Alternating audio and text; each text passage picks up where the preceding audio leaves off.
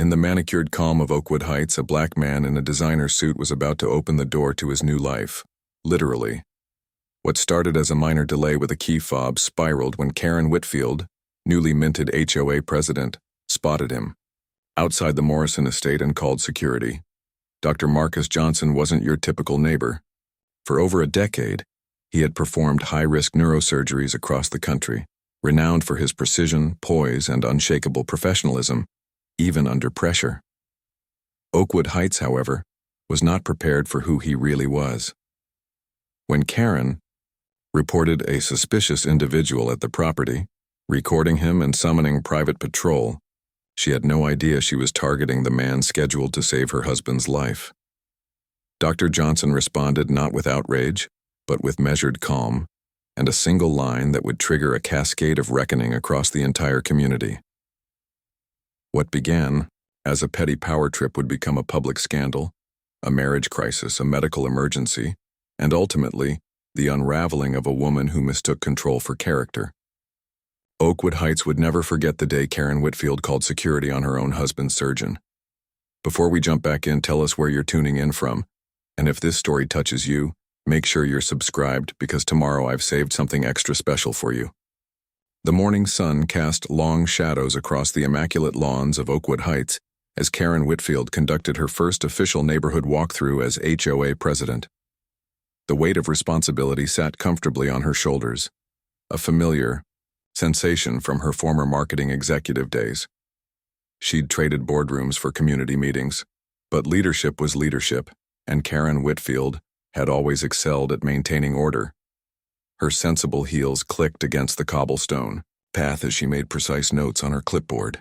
Hedges exceeding regulation height at 1142. Unapproved wind chimes at 1156.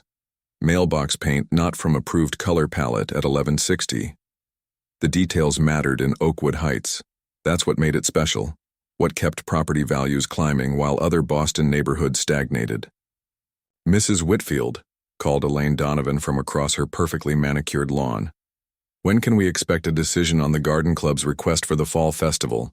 Karen offered her practiced smile. "The board meets Thursday. I've reviewed your proposal and I think we can make it work with a few minor adjustments." "Wonderful. I knew you were the right choice for president." Karen nodded, savoring the small validation. The campaign had been contentious, with her neighborhood safety platform winning by a slim margin against Amara Washington's Community Inclusion Initiative. But she'd prevailed, as she usually did when she set her mind to something. As she rounded the corner onto Maple Drive, the neighborhood's most prestigious street, Karen's attention was immediately drawn to activity at the Morrison estate. The sprawling colonial had sat vacant for nearly 2 months following old Mr. Morrison's passing, until its record-breaking sale last week had been the talk of the spring garden luncheon. A sleek black Tesla was parked in the driveway, and a man in an expensive-looking suit was standing beside it, repeatedly reaching for the door handle. The car's lights flashed, but the door remained closed. The man stepped back, looking frustrated as he pulled out his phone. Karen squinted. The man was black, well-dressed in what appeared to be a tailored suit, but she didn't recognize him as a resident. In her 15 years at Oakwood Heights, she prided herself on knowing every family, and the neighborhood's demographic makeup had changed very little despite recent diversity initiatives. 2 Latino gardeners working on the neighboring property glanced up as she approached. "Excuse me," Karen called to them, lowering her voice. "Do you know that man?" The older of the 2 men looked over. "Si, señora. He belongs here. New owner, I think." Karen frowned. Surely the gardener was mistaken. The sale had only been finalized days ago, and the moving vans weren't scheduled until next week. She'd specifically approved the permit herself. "Are you certain?" she pressed. The younger gardener nodded vigorously. "He showed us ID yesterday. Very important doctor." Karen's suspicion deepened rather than abated. Identity theft was becoming increasingly sophisticated, and the Morrison estate contained valuable artwork still waiting to be moved to the late owner's estate. A well-dressed criminal was exactly the kind of threat her neighborhood safety platform had warned about. She watched as the man continued struggling with the car. If he was legitimately the new owner, why couldn't he open his own vehicle? The perfect opportunity for investigating was presenting itself. Karen pulled out her phone and opened the camera app. Neighborhood security was just a call away, but evidence would be important. She'd taken a community policing workshop last fall and remembered the instructor's advice. Document first, engage cautiously, and alert authorities. She pressed record and approached with measured steps. "Excuse me," she called out, her voice carrying the authority she'd perfected in boardrooms. "Can I help you with something?"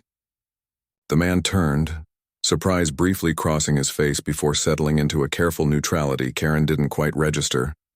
He was younger than she'd initially thought, perhaps early 40s, with a closely trimmed beard and intelligent eyes that assessed her quickly.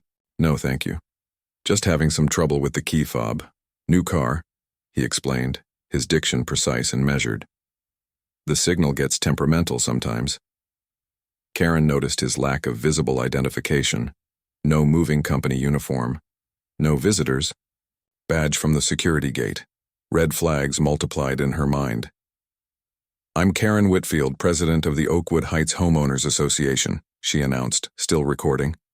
"I don't believe we've met. And this property is currently between owners. May I ask what your business is here?" The man's expression shifted subtly, a tightening around the eyes that Karen misinterpreted as nervousness, rather than the controlled patience it actually was. "I'm Dr. Marcus Johnson," he replied evenly. "I'm the new owner of this home. Closed on it 3 days ago." Karen's suspicion didn't waver. Anyone could claim anything. "I see. Do you have some identification? We've had issues with property theft in the area, and as HOA president, it's my responsibility to ensure neighborhood security."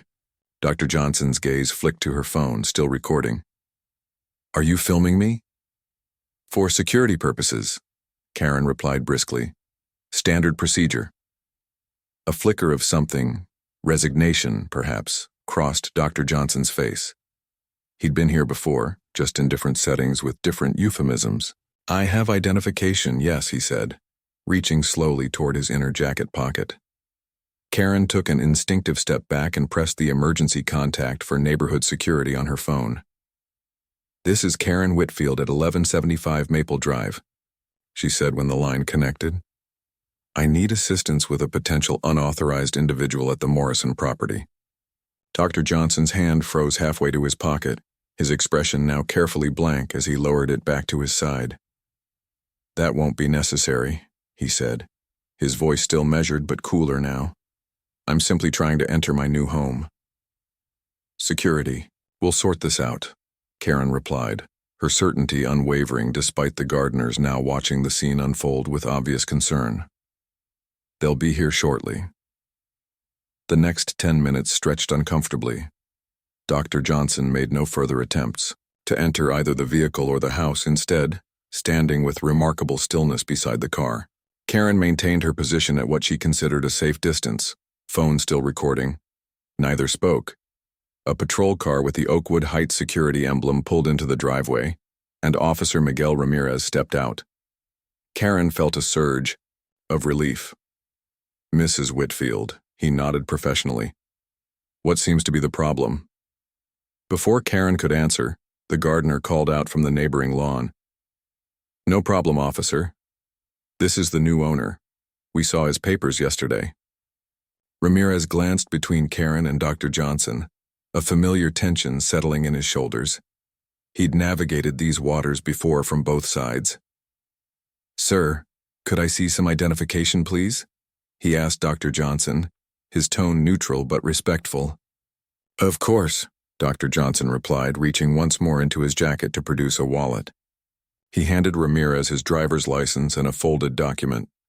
"That's my ID and a copy of the deed transfer. I closed on the house Monday."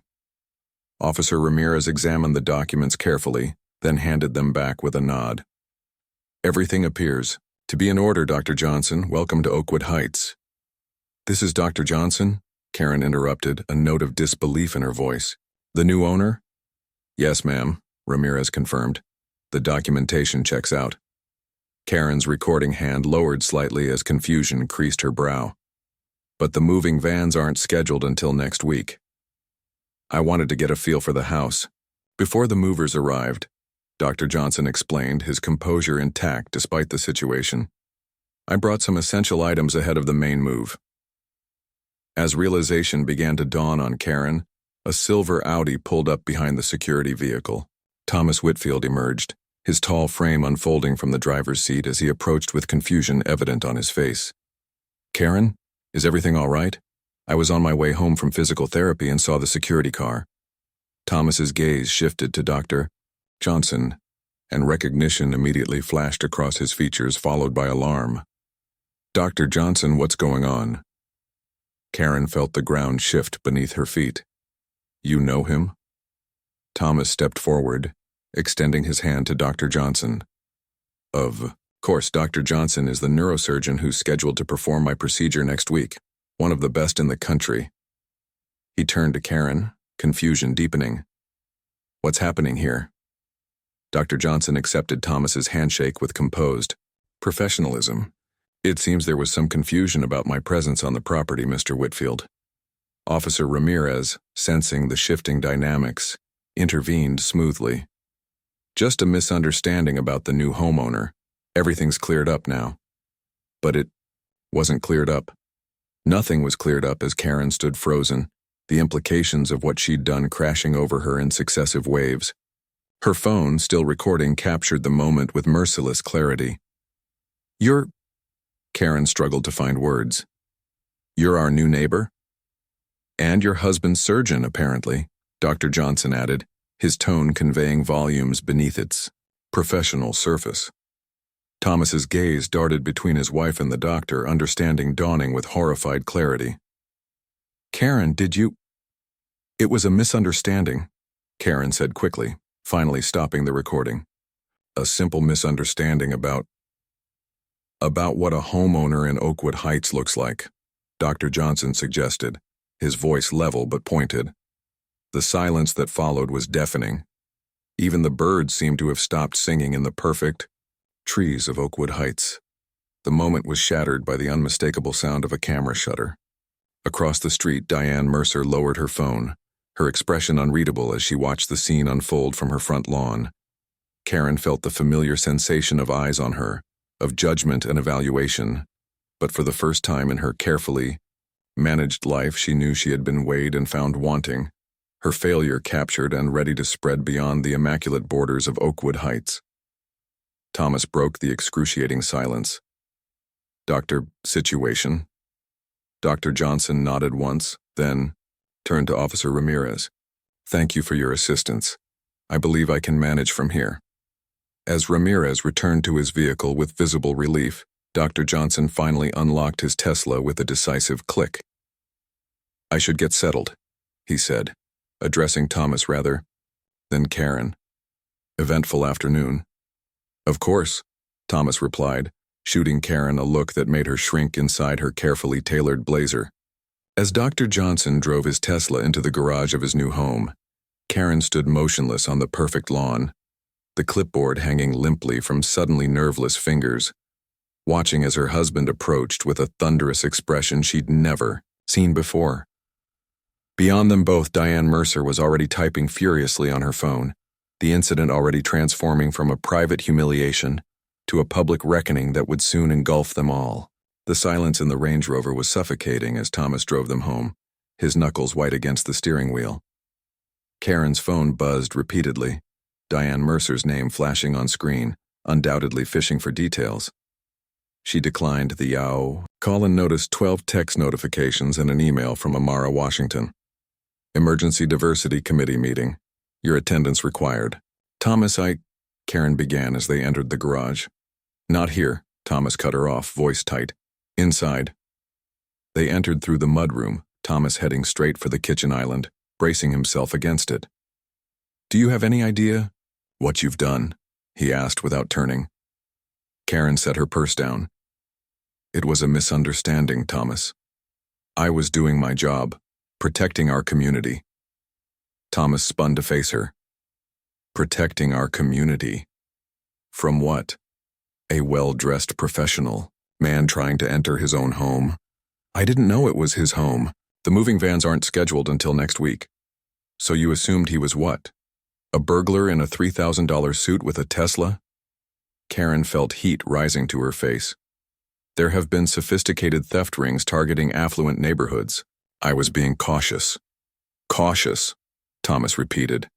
Would you have been equally cautious if he had been white? The question hung in the air, impossible to deflect. Karen's phone buzzed with a news alert. Thomas reached for it, his face draining of color. Oakwood Heights HOA president films and reports new black homeowner. He read aloud. It's already hit the news sites, Karen. There's video. Video? Karen echoed, remembering Diane Mercer across the street. Not Diane's video. Yours. Thomas showed her the screen. Someone's posted your recording. Karen snatched the phone, watching in horror as her own voice emerged. I'm Karen Whitfield, president of the Oakwood Heights Homeowners Association. I don't believe we've met, and this property is currently between owners. May I ask what your business is here? She watched herself through the camera's unforgiving eye, the suspicion in her voice, the authority she'd wielded so confidently. How did this get out? I never sent this to anyone. You were logged into the HOA security cloud backup, Thomas explained. All official HOA documentation gets archived automatically.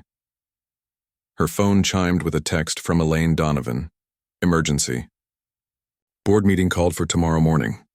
Then another. Have you seen Twitter? Oakwood Karen is trending. This can't be happening, Karen murmured, scrolling through notifications with increasing panic.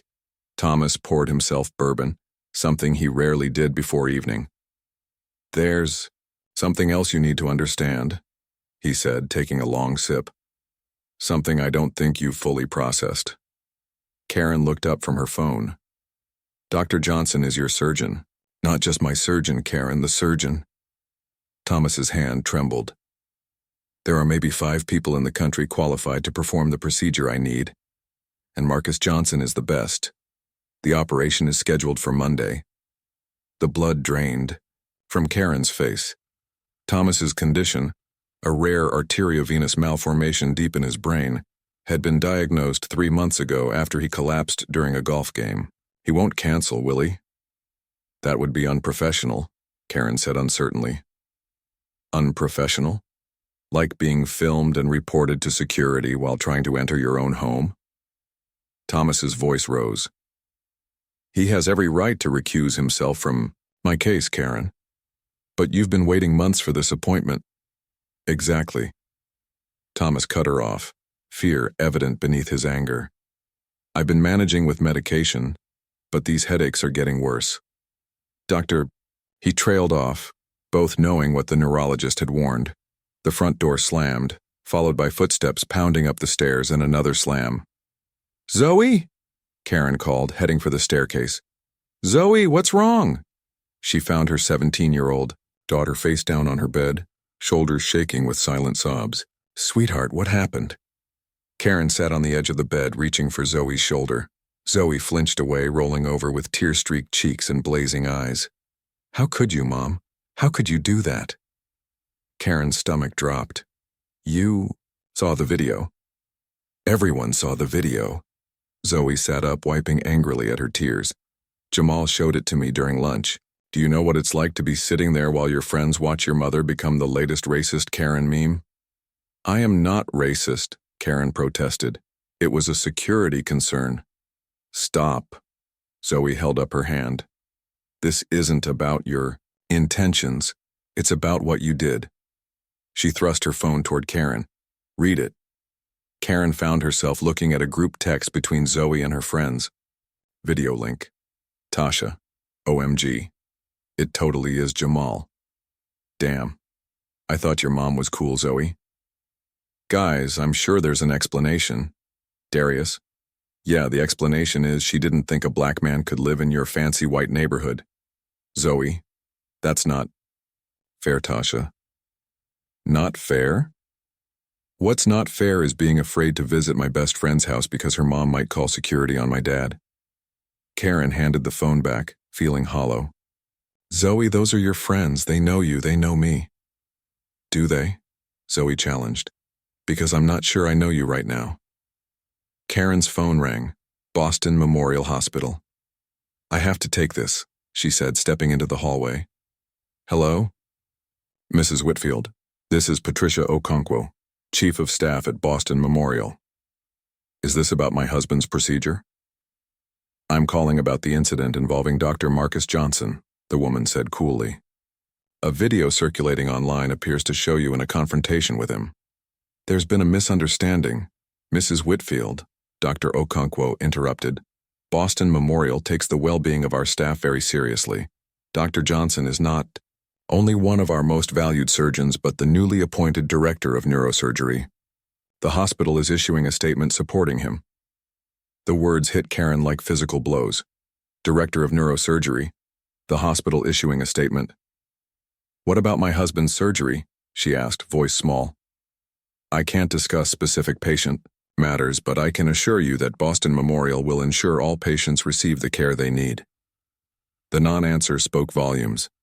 After the call, Karen found Thomas on the phone in his office, his voice low and urgent. I understand completely, Marcus, he was saying. Thank you. That means more than I can express. He ended the call and looked up to find Karen hovering in the doorway. Was that Dr. Johnson? She asked. Thomas nodded, rubbing his temples. I managed to reach him directly. He's understandably upset but professional. He hasn't decided whether to continue with my surgery. What did he say? That he needs to consider the ethical implications carefully. That he wants to ensure his judgment wouldn't be compromised. Thomas looked up at her, fatigue etched around his eyes. He'll let me know his decision tomorrow. Karen sank into the chair across from his desk. I need to fix this, Thomas. I need to apologize. Explain what exactly? Thomas's voice carried no anger now, just weary resignation. That you assumed a black man in our neighborhood must be up to no good. That even when the gardeners told you he belonged there, you decided they must be wrong. Before she could answer, Karen's phone rang again. Amara, Washington. Amara, The diversity committee is meeting at my house in 1 hour, Amara said without preamble, her normally warm voice precise and businesslike. As HOA president, you need to be there. Amara, I don't think this is the right time. The right time was before you decided to police who belongs in our neighborhood, Karen. Amara cut in. We've invited Dr. Johnson to join us. I suggest you use this opportunity to consider what you're going to say to him. The call ended before Karen could respond. Across town, Marcus Johnson stood at the window of his new living room, watching the sunset paint the sky. The emptiness of the house around him amplified the solitude he hadn't expected to feel on his first night in Oakwood Heights. His phone had finally stopped its constant chiming. He'd turned off notifications after the 20th call from colleagues, friends and reporters responding only to those he couldn't ignore, the hospital administration, Thomas Whitfield, his attorney. The familiar tiredness settled into his bones, not physical exhaustion, though the day's events had certainly contributed, but the deeper fatigue that came from navigating spaces never designed for people who looked like him. How many times had he experienced some version of today's confrontation? The security guards following him in department stores despite his tailored suits. The nurses mistaking him for an orderly rather than the surgeon. The patient who requested the real doctor when he walked into the examination room. He pulled up the message from Amara, Washington, inviting him to a meeting of the diversity committee she chaired. I understand if you're not ready to engage with our community after today's incident, but we want you to know that what happened doesn't represent all of Oakwood Heights. Some of us have been working for real change here. Your voice would be valuable in that conversation whenever you're ready to join it. He hadn't responded yet, weighing the familiar calculus, the energy required against the potential benefit, the professional implications against his personal dignity. The Thomas Whitfield situation complicated matters further.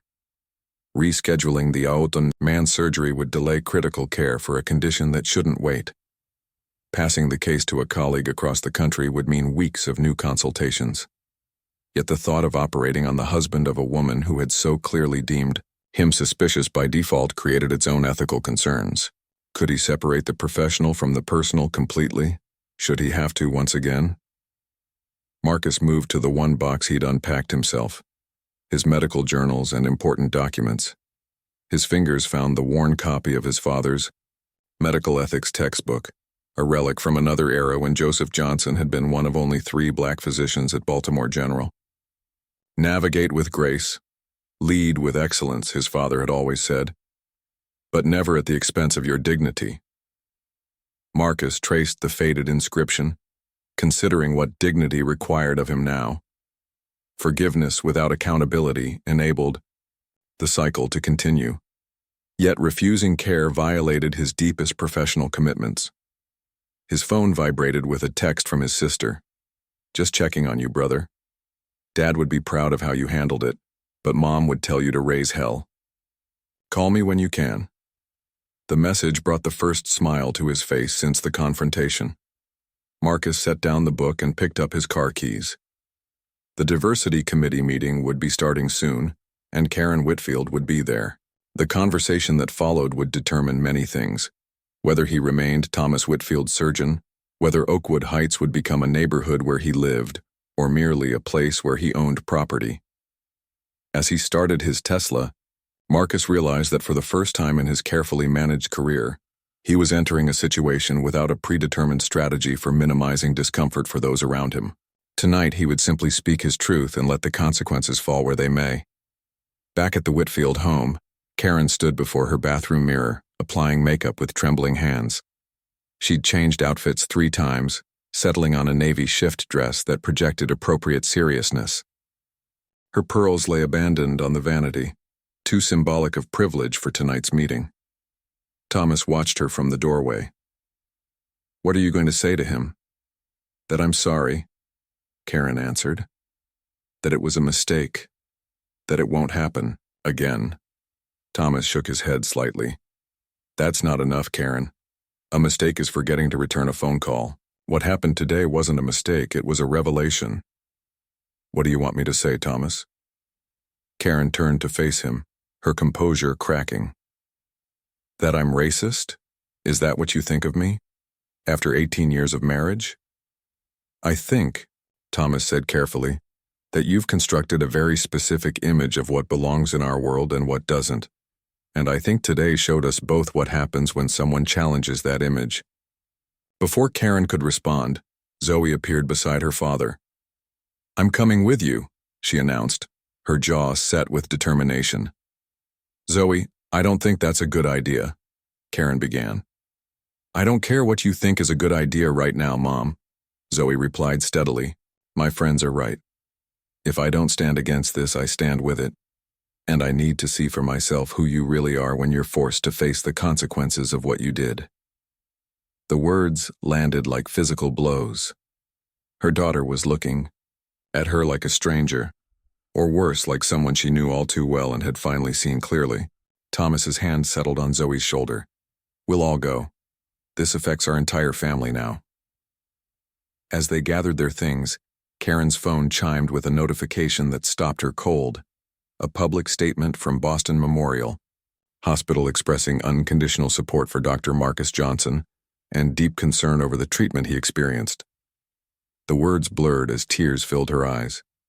In a single afternoon, everything she'd built, her reputation, her position, her carefully curated life, was crumbling around her. And beneath the panic and defensiveness, a terrible question was beginning to form, one she couldn't yet fully face. What if Thomas was right?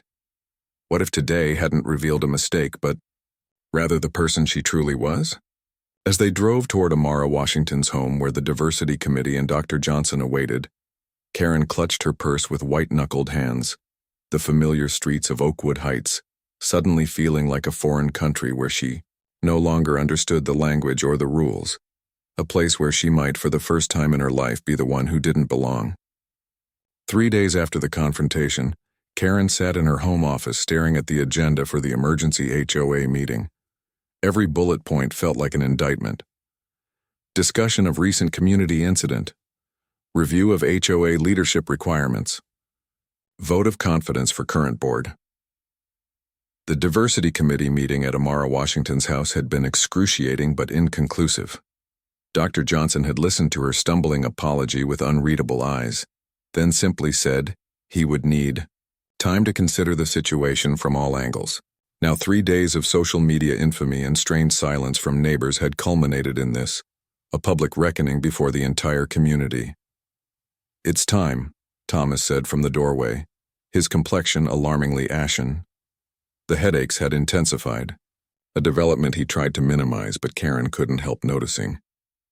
The way he squinted against light, the slight tremor in his right hand. "Are you sure you're up for this?" Karen asked. "I'm fine," Thomas replied in a tone that discouraged further inquiry. "I need to be there." They drove to the community center, in silence. As they pulled into the parking lot, Karen was startled by the number of cars already there, at least triple the attendance of a normal HOA meeting. "Looks like we're the main entertainment tonight," Thomas commented dryly. Zoe had insisted on meeting them there, coming directly from her after-school social justice club.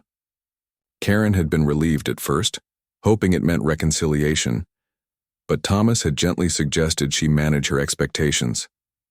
As they approached the entrance, Karen could hear the buzz of voices through the open windows, far more than the usual, polite murmurs. Thomas reached for her hand, a gesture that surprised her after days of emotional distance. "Whatever happens in there," he said quietly, "we're still us."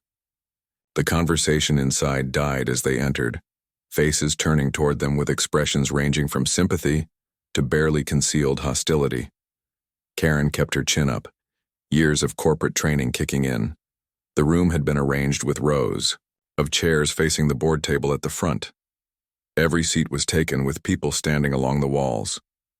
Karen recognized faces she hadn't seen at meetings in years.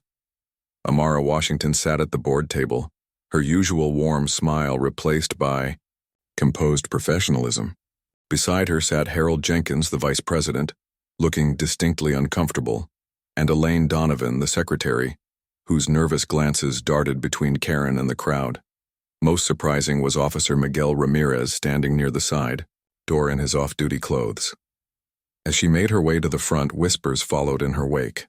She caught fragments, "Can't believe she actually showed up," and "My property values are tanking because of this," but kept her gaze fixed forward. There was an empty chair at the center of the board table with a nameplate that read, "President."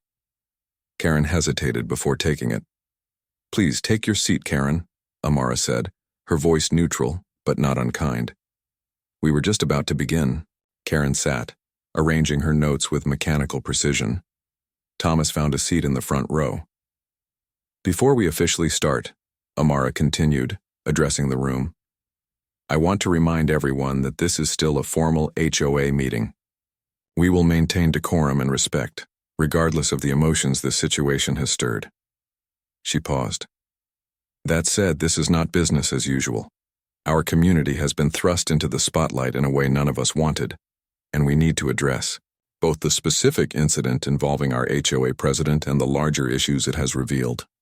Harold cleared his throat. "Let's call the meeting to order," he said, clearly eager to impose structure. "First item on the agenda." "Excuse me," interrupted Walter Schiffman, an elderly resident who stood up with the assistance of his cane. "I think we're dancing around the elephant in the room. I've lived in Oakwood Heights for 37 years, and I've never seen such a fuss over a simple misunderstanding." Several murmurs of agreement rippled through the room, predominantly from the older residents. "Karen was doing her job," Walter continued. "We pay for security in this neighborhood. We expect vigilance. If I see someone I don't recognize trying to get into a house, I'd hope someone would question them too. Even if they're wearing a suit and driving a Tesla," came a sharp retort from Lydia Chen, a software executive. "Or does that questioning only happen when they look a certain way?" The tension in the room ratcheted up instantly. Amara held up her hand.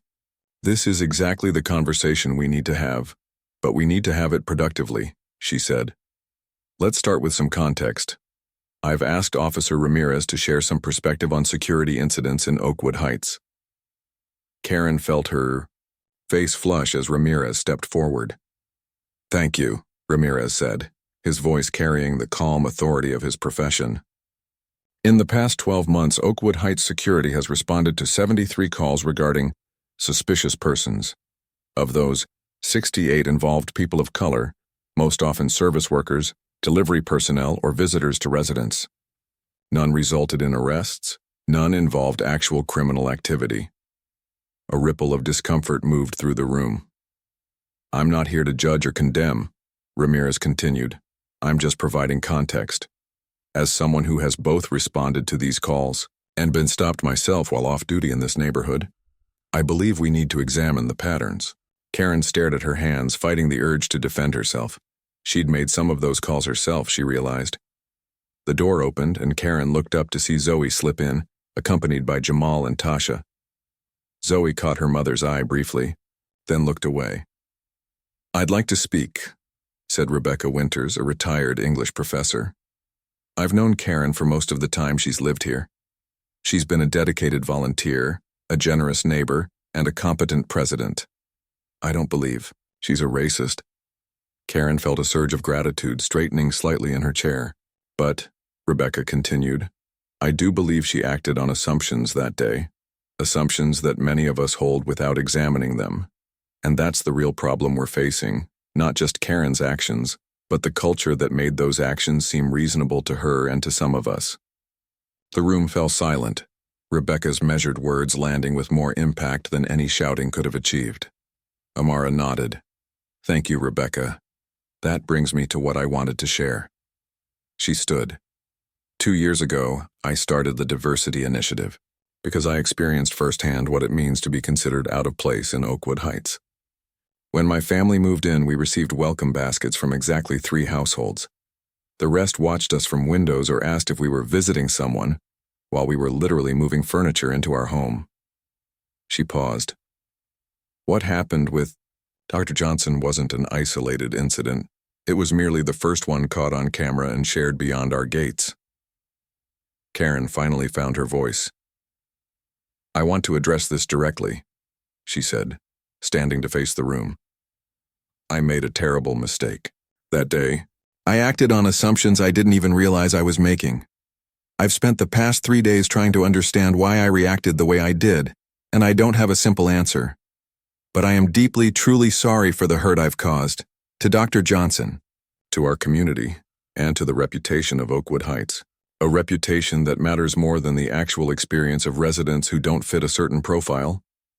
The sharp question came from Jamal, standing beside Zoe. Karen met his gaze directly. You're right to question that. The reputation I've been concerned about, the exclusive nature of our community, the property values, the standards. I'm beginning to see how those priorities can become exclusionary in practice, even when that's not the conscious intent. Intent versus impact, Zoe said suddenly, her voice carrying clearly. That's what we've been studying in Social Justice Club. You can have good intentions and still cause harm.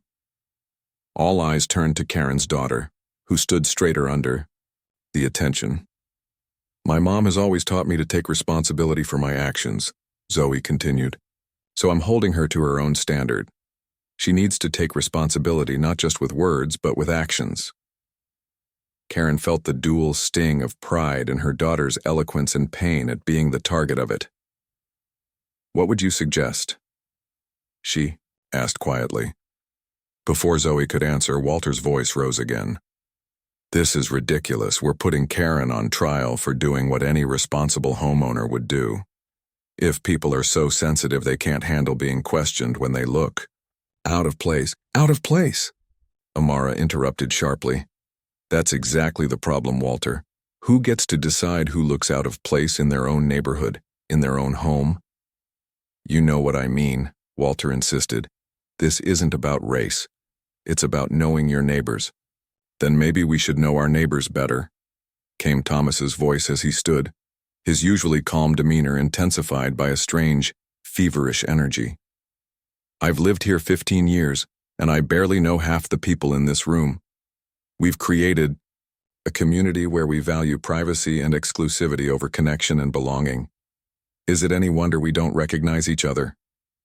He swayed slightly as he spoke, gripping a chair for support. I believe Karen made a mistake, Thomas continued, his voice strained. A serious one with far-reaching consequences. But she's not the only one who needs to change, we all do. The room fell quiet, absorbing his words. Speaking of consequences, Thomas added, pulling an envelope from his pocket with a trembling hand. I received this today from Boston Memorial, Dr.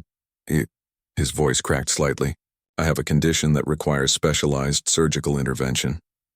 Dr. Johnson was one of very few surgeons qualified to perform it. Karen felt the blood drain from her face. She'd known this was a possibility, but hearing it confirmed was devastating. The revelation shifted the atmosphere in the room. The abstract discussion of community values suddenly had a concrete, potentially life-threatening consequence. I think, Harold said into the uncomfortable silence, we need to address the leadership question directly. Karen, are you willing to step down as HOA president? All eyes turned to Karen. I was elected to serve this community, she said slowly. But I've broken trust with many of you. I don't want to abandon my responsibilities, but I also don't want my presence to prevent the healing our community needs. She took a deep breath. I'm willing to step back temporarily while the board determines the appropriate path forward.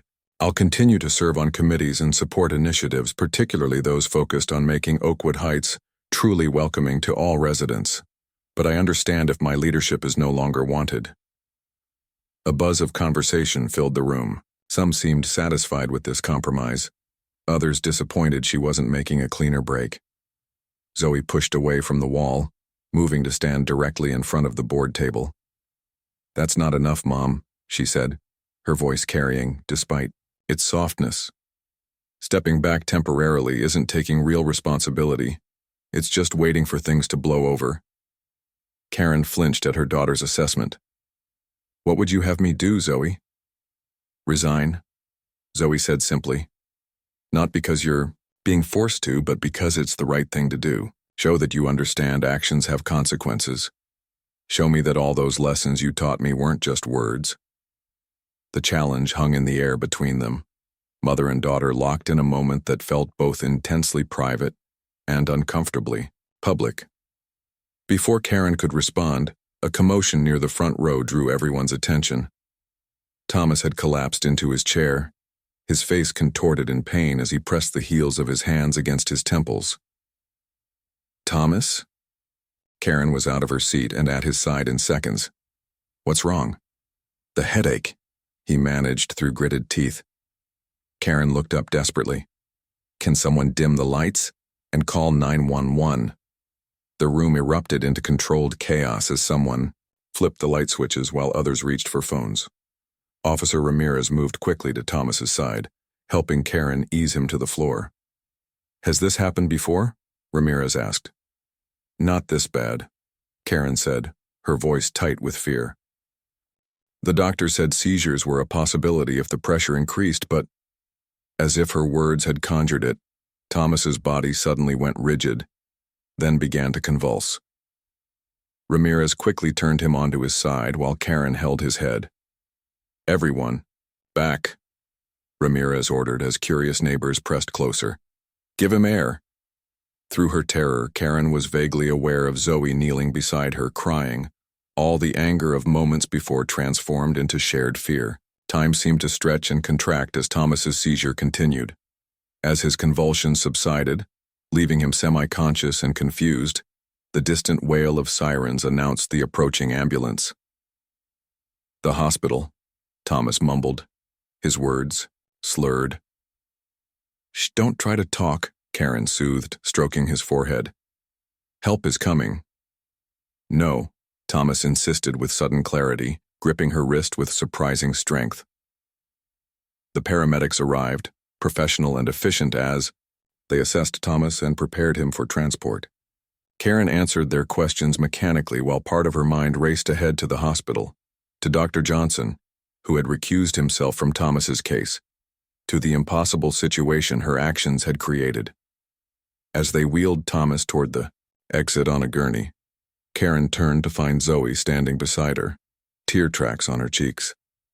"I'm coming with you," Zoe said. Not a question, but a statement. Karen nodded, grateful for her daughter's presence despite the tension between them. As they followed the paramedics out, Karen caught Amara's eye across the disrupted meeting room. "Go," Amara said simply. She didn't finish the sentence, didn't need to.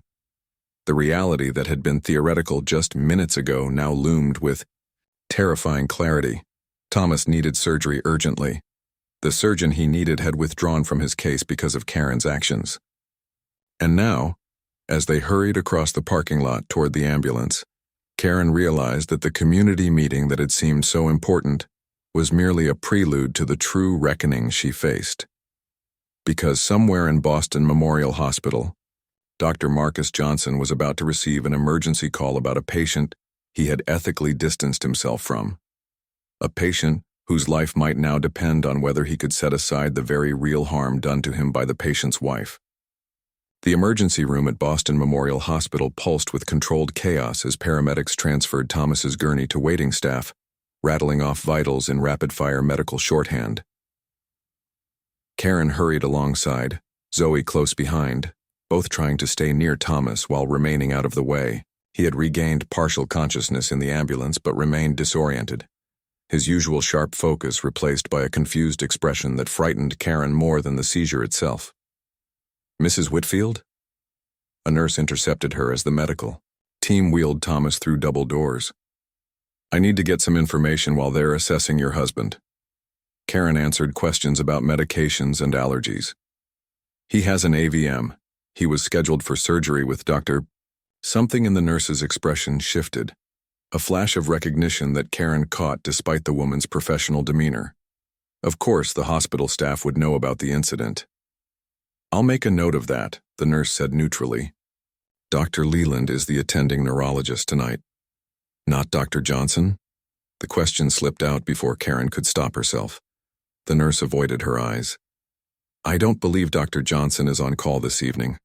As the nurse finished taking information, Karen noticed Amara Washington entering the emergency department, still dressed as she had been at the meeting. "Karen," Amara said, approaching with genuine concern. "I came as soon as things settled down. How is Thomas?" Before Karen could answer, Zoe stepped forward and, to Karen's surprise, accepted a brief hug from Amara. "They're still examining him," Zoe said, her voice tight. "We don't know anything yet." "Thank you for coming," Karen said, momentarily setting aside the tension that had existed between them. "You didn't have to." "Yes, I did," Amara replied simply. "That's what neighbors do." The three women moved to the waiting area, settling into uncomfortable plastic chairs. The television mounted in the corner played a local news program on mute, the banality of it striking Karen as surreal against her personal crisis. "Would either of you like some coffee?" Amara offered, already standing. "I have a feeling it's going to be a long night." Zoe nodded, and Karen murmured her thanks. As Amara walked away, Karen turned to her daughter, searching for words to bridge the chasm between them. "Zoe, about what happened at the meeting?" "Not now, Mom," Zoe interrupted, not unkindly but firmly. "We need to focus on Dad." 20 minutes passed before Dr. Leland appeared, a tall man with salt and pepper hair and wire-rimmed glasses. "Mrs. Whitfield? I'm Dr. Leland. I've examined your husband and reviewed his records." Karen stood, heart racing. "How is he?" "Stable for now, but the seizure is concerning. The arteriovenous malformation appears to have increased in size since his last scan. We're monitoring him closely and have administered medication to reduce the intracranial pressure, but he'll need surgery sooner rather than later." Karen nodded. "His surgery was scheduled for next week with Dr." She trailed off, unwilling to explain. Dr. Leland's expression remained neutral. "I'm aware of the situation. We're consulting with other specialists about the best course of action." "Can we see him?" Zoe asked. "Briefly. He's still quite groggy from the medication." As they walked through the corridor, Karen caught snatches of whispered conversations, saw staff glance their way and wondered how many recognized her from the video. How many were colleagues of Dr. Johnson? They found Thomas in a small room, hooked up to monitors, an IV dripping steadily into his arm. His complexion was waxy under the harsh fluorescent lights. "Thomas?" Karen moved to his side, taking his hand. "We're here, sweetheart." His eyelids fluttered open. "Zoe, what happened?" "You had a seizure at the meeting," Karen explained, keeping her voice steady despite her fear. "We're at Boston Memorial." Thomas's gaze sharpened slightly. "Johnson," he said with surprising clarity. "Need to talk to Johnson." Dr. Leland looked up from the monitors. "Mr. Whitfield, Dr. Johnson isn't on call tonight, but we're consulting with other—" "No," Thomas interrupted, struggling to sit up. "Need Johnson. The lesion location. Talked about it in consultation." His words became clearer as he fought against the medication's effects. "Please." Dr. Leland hesitated, then nodded. "I'll see what I can do. But you need to rest now." As the doctor left, Thomas gripped Karen's hand with unexpected strength. "Fix this," he whispered, his eyes intense despite the medication. "For both of us." Karen nodded, tears threatening. "I'm trying, Thomas. I'm so sorry." "Not for me," Thomas murmured, his eyes drifting closed again. "For you. For us." Back in the waiting room, Amara handed them each coffee. "Any news?" "He needs surgery soon," Zoe explained, voice unsteady. "The AVM has grown." Karen sipped her coffee mechanically, barely tasting it. The reality of Thomas's condition was sinking in with new urgency. Without the surgery, he faced increasing risk of stroke, permanent neurological damage, or worse. The minutes stretched into hours. Zoe had moved to sit beside Amara, the two engaged in quiet conversation that seemed to exclude Karen. She didn't blame them. She felt excluded from herself, as if the Karen Whitfield who had confidently managed every aspect of her life had vanished, replaced by this helpless, frightened woman in the hospital waiting room. A movement caught her attention, and Karen's heart lurched as she recognized Dr. Marcus Johnson striding toward the nurse's station, still wearing a suit rather than scrubs. He must have been called in despite not being on call. His expression was somber as he conferred with Dr. Leland, reviewing what appeared to be Thomas's scans on a tablet. Karen watched, hardly daring to breathe as the two physicians engaged in intense discussion. Dr. Johnson's finger traced something on the screen, his brow furrowed in concentration. This was the man she had so casually humiliated, now focused, intently on saving her husband's life. After what seemed like an eternity, Dr. Leland pointed in their direction, and Dr. Johnson turned, his gaze finding Karen across the waiting room. He nodded once, a gesture so slight she might have imagined. It then continued his conversation. "He came," Zoe said quietly, having followed her mother's gaze. "I didn't think he would." "Neither did I," Karen admitted. "Why would he?" Amara asked, not accusingly but genuinely curious. "After what happened?" "Because he's a doctor," Zoe answered before Karen could. "Because Dad needs him, and because he's a better person than I've been," Karen added softly. They watched as Dr. Johnson finished his conversation with Dr. Leland and walked toward them. His stride was purposeful, his expression unreadable as he stopped before them. "Mrs. Whitfield," he said formally, "I've reviewed your husband's case. The arteriovenous malformation has increased in size and the location remains complex. The seizure indicates increasing pressure that needs to be addressed surgically within the next 48 hours. Karen nodded, unable to find words adequate to the moment.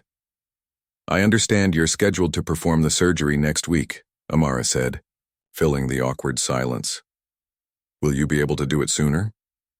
Dr. Johnson's gaze shifted to Amara, then back to Karen. "That's what I'd like to discuss.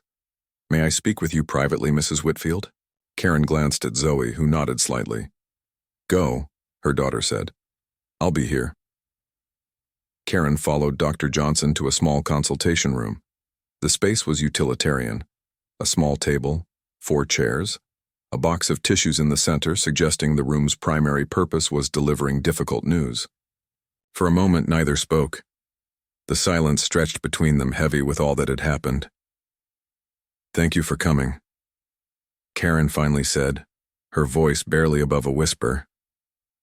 "I'm a doctor," Dr. Johnson replied evenly. "Your husband needs specialized care that I'm qualified to provide. You could have refused. You had every right to." "Yes," he agreed, meeting her eyes directly for the first time. "I did, just as you had every right to question a stranger in your neighborhood.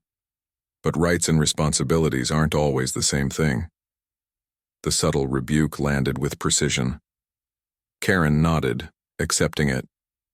"Your husband's condition has progressed more rapidly than anticipated," Dr. Johnson continued, his tone shifting to clinical detachment. "The location of the AVM makes it particularly challenging. The surgical approach we discussed during his consultation remains the best option, but the window for intervention is narrowing." "Will you do it?" Karen asked directly, heart pounding. "Will you perform the surgery?" Dr. Johnson leaned back slightly, studying her. "I've been struggling with that question since I received the call tonight. Professionally, I'm the most qualified surgeon available. Ethically, I need to be certain my judgment wouldn't be compromised by personal feelings." "I understand," Karen said, though the possibility that he might refuse sent terror coursing through her. "Do you?" Dr. Johnson asked, and suddenly the professional veneer slipped. "Do you understand what it's like to constantly calculate every interaction?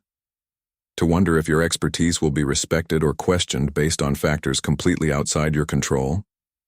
To be expected to rise above every slight, every assumption, every misunderstanding, because that's what professionals do?" The raw emotion in his voice caught Karen off guard. This wasn't the calm, dignified man who had stood in his driveway as she questioned his right to be there. This was someone who had reached a breaking point. "No," she answered honestly. "I don't understand that. I've never had to." Dr. Johnson nodded once as if confirming something to himself. "I'm tired, Mrs. Whitfield. Not just from being called in tonight. I'm tired of being the exceptional black man who has to be twice as good to be considered half as qualified. I'm tired of being expected to educate, to forgive, to rise above." "I don't expect you to forgive me," Karen said quietly. "But you need me to operate on your husband," he replied, cutting to the heart of their impossible situation. "Yes," she admitted, "but not just for his sake anymore. For mine too." Dr. Johnson raised an eyebrow, clearly surprised by her candor. "I need to face the consequences of what I did," Karen continued, forcing herself to maintain eye contact, despite her shame. "Not just the public embarrassment or the HOA drama, the real consequences. My husband's life is at stake because I acted on assumptions I didn't even know I was making. That's the truth I need to live with."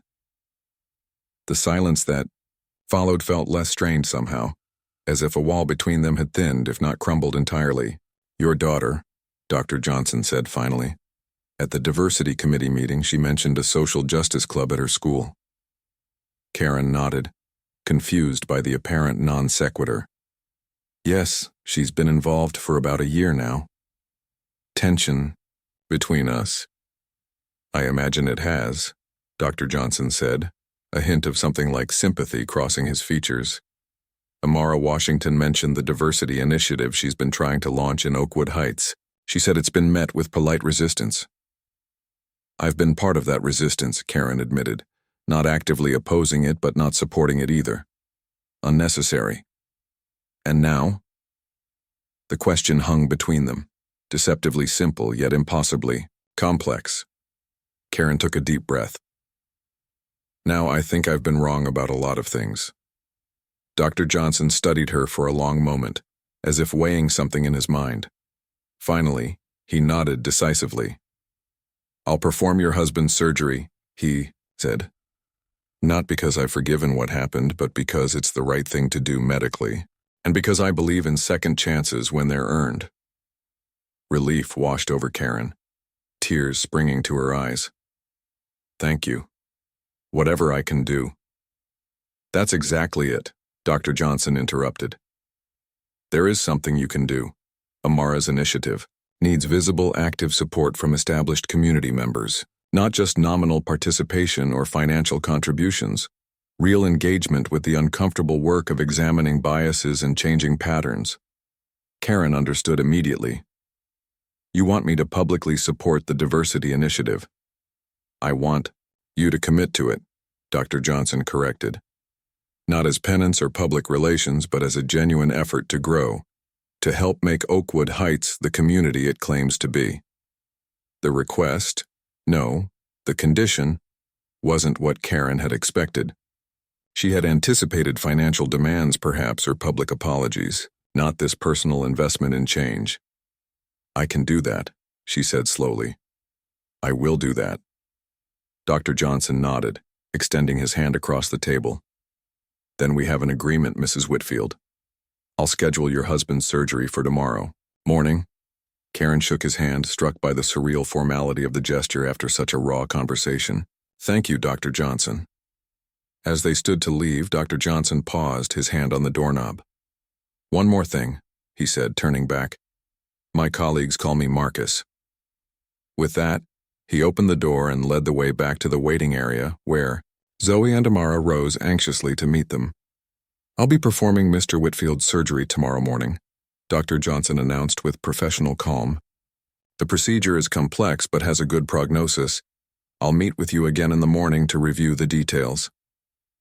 Zoe's shoulders sagged with relief, and Amara smiled warmly at Dr. Johnson.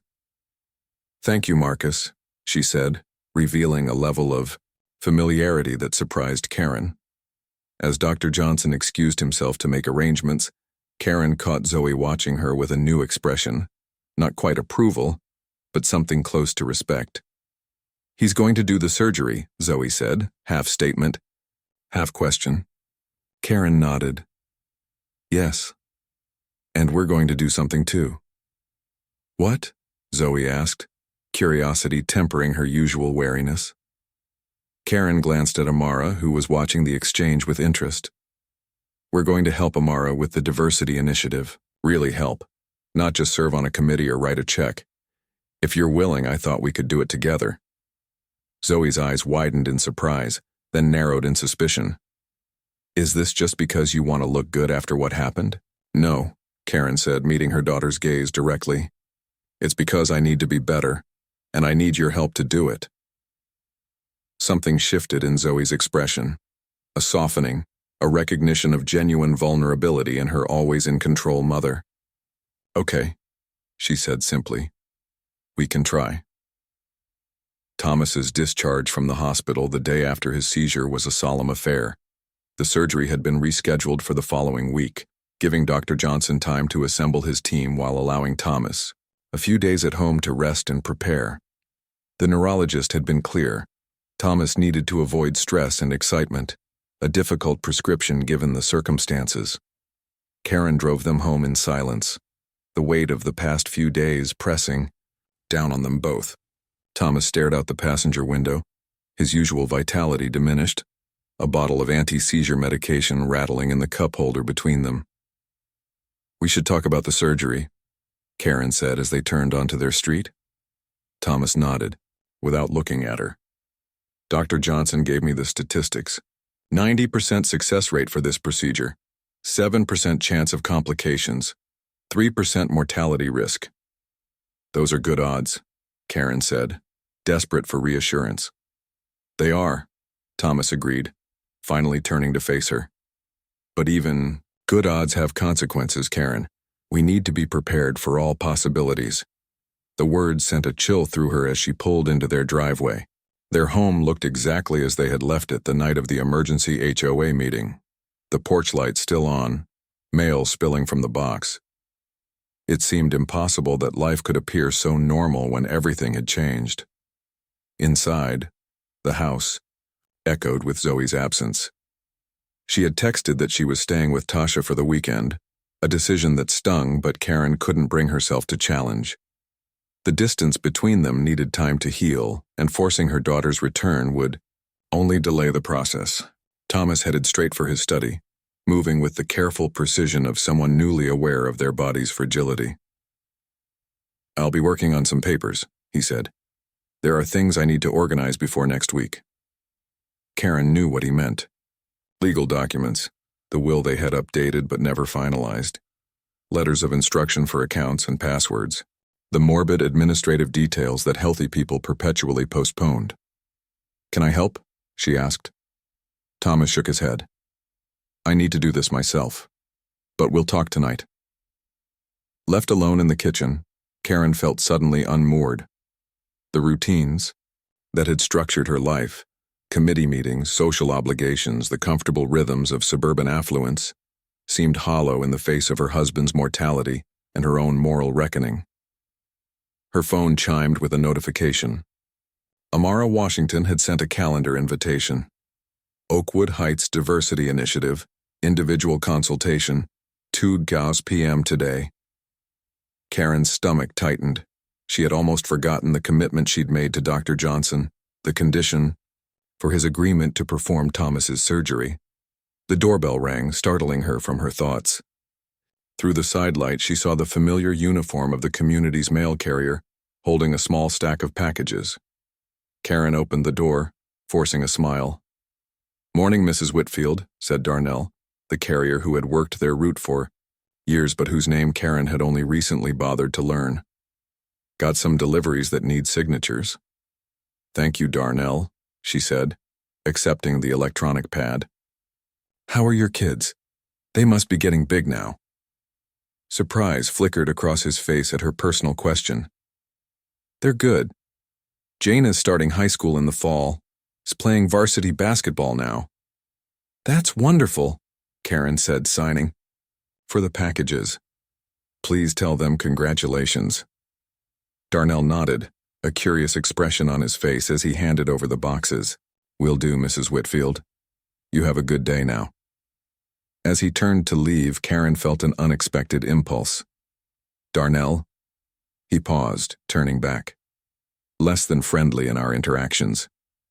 I've been preoccupied with my own concerns and haven't been as neighborly as I should be." Darnell studied her for a moment, then nodded slowly. "Appreciate that, Mrs. Whitfield. We're all just trying to get by, aren't we?"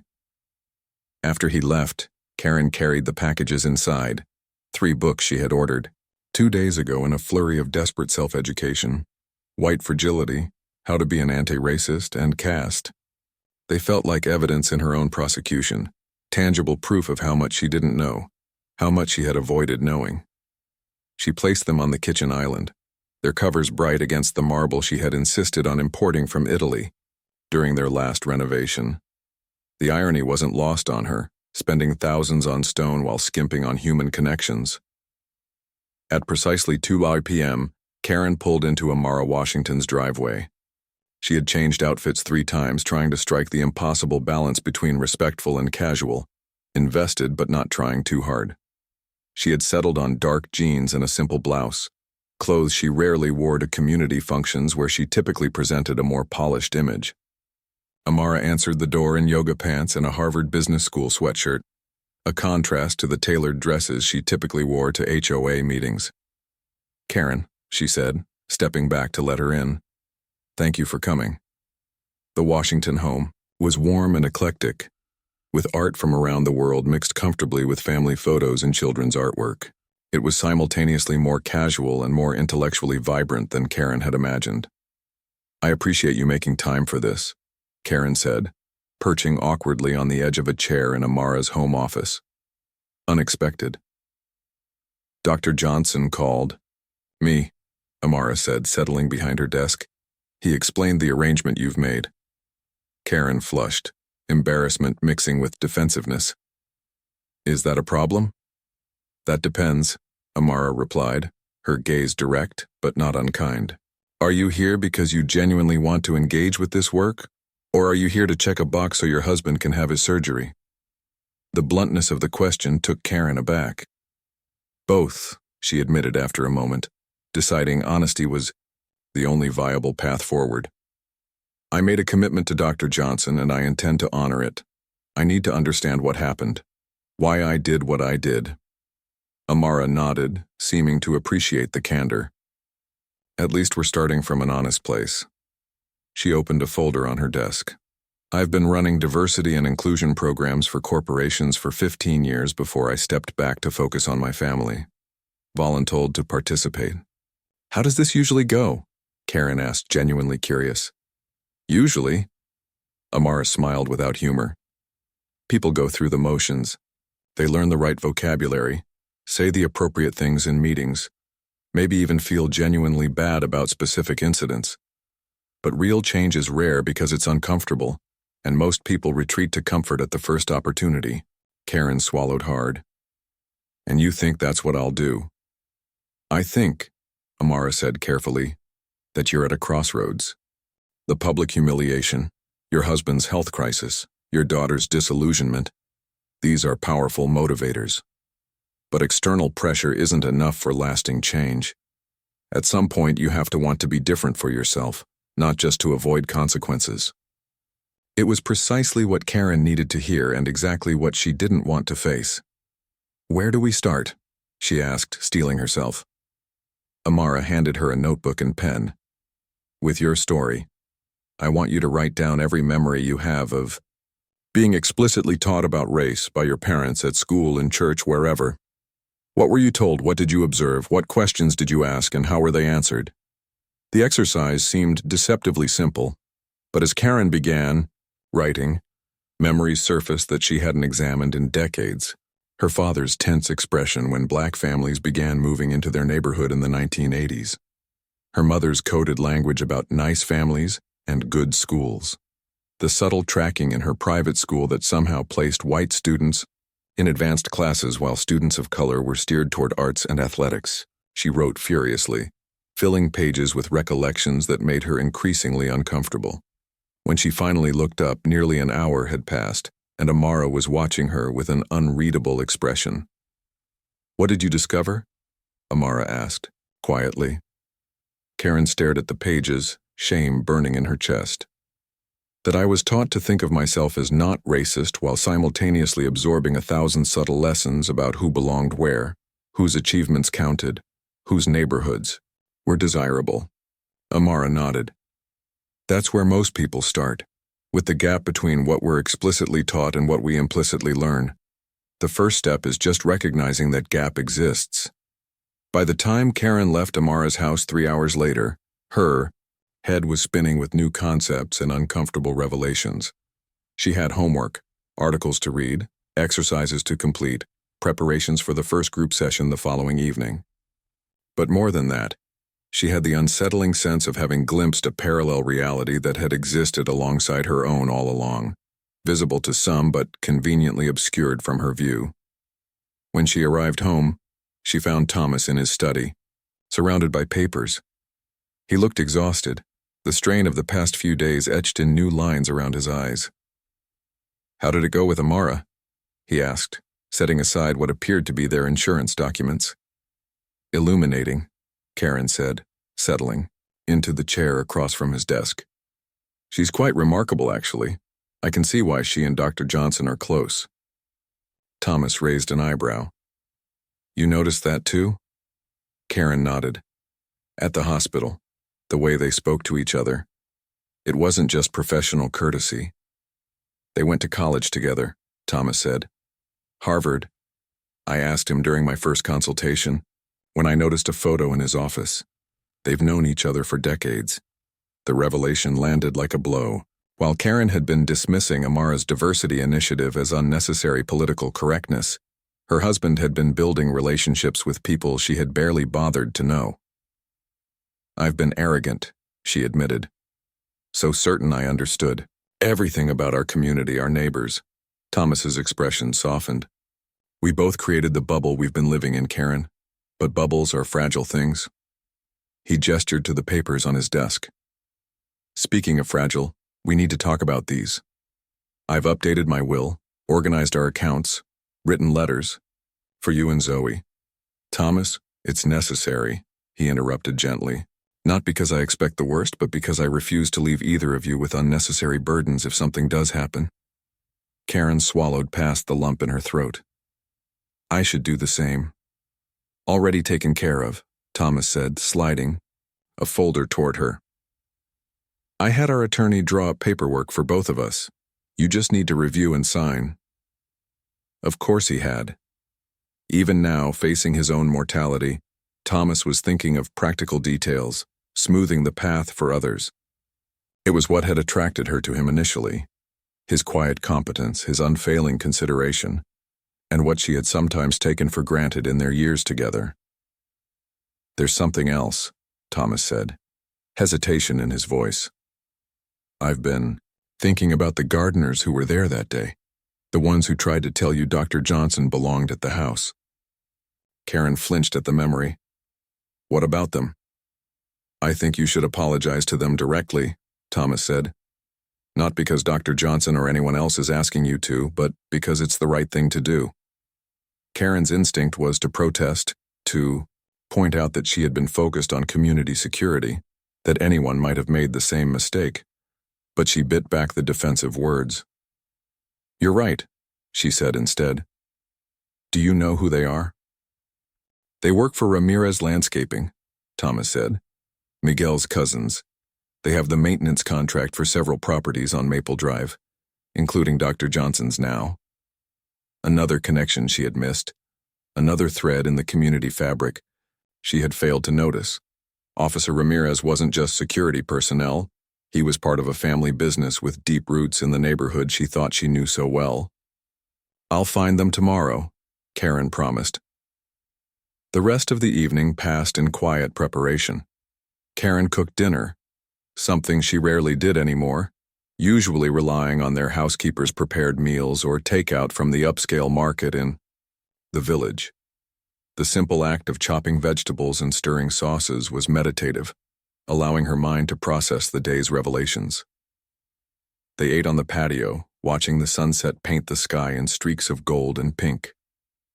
Neither mentioned Zoe's absence, though it hung between them like a phantom limb, the sensation of something missing that should have been there. I'm going to call her, Karen said, as they cleared the dishes. Thomas nodded. That's a good idea, but don't push too hard. She needs time to process everything, too. Karen retreated to the privacy of their bedroom to make the call, steeling herself for rejection. To her surprise, Zoe answered on the second ring. Mom? Her daughter's voice was guarded but not hostile. Hi, sweetheart. I just wanted to check and see how you're doing. There was a pause. I'm okay. How's Dad? Tired but stable. The medication is helping with the headaches. Karen hesitated, then added, He misses you. We both do. I miss you guys too, Zoe admitted quietly. But I needed some space to think. I understand, Karen said, and was surprised to find she genuinely did. I respect that, Zoe. I just want you to know that whenever you're ready to come home or talk or yell at me some more, I'm here. A small laugh escaped Zoe. I might take you up on the yelling part. I probably deserve it, Karen acknowledged. I've been doing a lot of thinking, talking with Amara about the diversity initiative. Eye-opening. Really? Zoe sounded skeptical but interested. Like, in what way? Karen chose her words carefully, conscious of the fine line between sharing, her genuine process, and appearing to perform growth for approval. I'm realizing how much I've accepted certain structures as normal without questioning who they benefit and who they harm. It's uncomfortable but necessary. There was a long silence on the other end. Actually, not what I expected you to say, Zoe finally responded. What did you expect? Some corporate diversity speak about appreciating differences and how we're all the same underneath. Zoe's tone was dry but not unkind, not actual self-reflection. The assessment stung, but Karen couldn't deny its accuracy. It was exactly the kind of sanitized, comfortable approach she would have taken a week ago. I'm trying, Zoe. I won't always get it right, but I'm really trying. I know, Mom, Zoe said softly. That's why I answered the phone. After they hung up, Karen rejoined Thomas downstairs. He had moved to the living room sofa, a book open on his lap but his eyes closed. She sat beside him, careful not to disturb his rest, and for the first time in days felt a small measure of peace. The moment was shattered by the sound of the mail slot opening and closing in their front door, a strange occurrence at nearly 9 in the evening. Karen frowned, crossing to the entryway where a single envelope lay on the floor. No stamp, no postmark, just her name written in block letters. She opened it cautiously, pulling out several printed pages. As she scanned the contents, her blood ran cold. Screenshots of her own social media posts, dating back years. Comments about sketchy-looking teenagers in the village shops. A complaint about aggressive music at the community pool that summer, when several black families had hosted a birthday party. A response to a neighborhood crime alert suggesting increased security, especially around Section 8 housing, though Oakwood Heights had none. Individually, each post might have seemed innocent enough, concerned citizen, community standards, property values. Together, they formed a damning pattern of subtle but persistent bias. The final page contained a simple message. The internet remembers everything, Karen. If you don't resign from the HOA board by noon on Monday, these and dozens more will be sent to every resident, your daughter's school, and Thomas's company. Think carefully about what's important while your husband is in surgery. Her hands trembling, Karen sank onto the stairs. The evidence of her own unexamined prejudice spread before her like a silent indictment. In less than a week, someone would cut into her husband's brain, his life hanging in the balance. And now this. A threat to expose her past, just when she had begun to face it herself. The question wasn't whether to resign. That decision had already been forming in her mind. The question was whether she would do it on her own terms, as part of a genuine process of growth, or have it forced upon her in the most humiliating way possible. She looked back at Thomas, still sleeping peacefully on the sofa, unaware of this new crisis. In 3 days, he would place his absolute trust in Dr. Johnson's hands. The least she could do was face her own past with a fraction of that courage. The morning of Thomas's surgery arrived with particular stillness. Karen woke before dawn, having barely slept, to find Thomas already awake beside her, staring at the ceiling. "How are you feeling?" she asked softly. "Ready," he replied, squeezing her fingers. "Whatever happens today, we've done everything we can to prepare." Zoe had come home the previous evening, her anger softened by the reality of her father's procedure. She emerged from the kitchen as they came downstairs, already dressed and holding out a travel mug of coffee for her mother. "The hospital said no food or drink for Dad, but I figured you'd need this." Karen accepted the mug gratefully, the small gesture bringing unexpected tears to her eyes. At the hospital, a nurse greeted them with practiced efficiency, handing Thomas a hospital gown and Karen a pager. "Dr. Johnson will meet with you before the procedure, and will send updates to this pager throughout the surgery." As Thomas changed, Karen's phone buzzed with an email notification. With trembling fingers, she opened it to find another message. From the anonymous sender, final reminder. "Your social media history goes public at noon today unless you announce your resignation from the HOA board. This is your last chance to control the narrative, Karen." She deleted it quickly, not wanting Zoe or Thomas to see.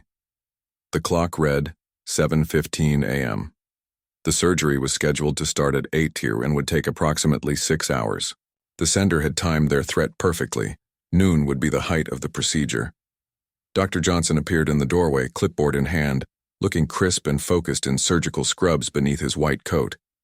His expression was purely professional, the raw conversation they'd shared days ago carefully tucked away. "Mr. Whitfield," Dr. Johnson said, his tone warming slightly. "How are you feeling this morning?" "Ready to get this thing out of my head," Thomas replied with forced lightness. "And to stop taking those anti-seizure meds. They make me feel like I'm moving through mud." Dr. Johnson smiled briefly but genuinely. "The medication side effects should resolve quickly after surgery." He used a tablet to show them enhanced images of Thomas's brain and the arteriovenous malformation. The AVM is located here, he said, pointing to a tangle of blood vessels near Thomas's brainstem. The challenge is accessing it without disturbing surrounding tissue. We'll be using intraoperative monitoring throughout to ensure neurological function remains stable. Karen tried to focus on the medical details, but her mind kept slipping. To the email, the clock, the impossible choice awaiting her. "Do you have any questions?" Dr. Johnson asked. Thomas shook his head. "I trust your judgment, doctor. Just do what needs to be done." Dr. Johnson's expression softened momentarily. "I'll take good care of you, Mr. Whitfield. My team is the best." As he turned to leave, Dr. Johnson paused beside Karen.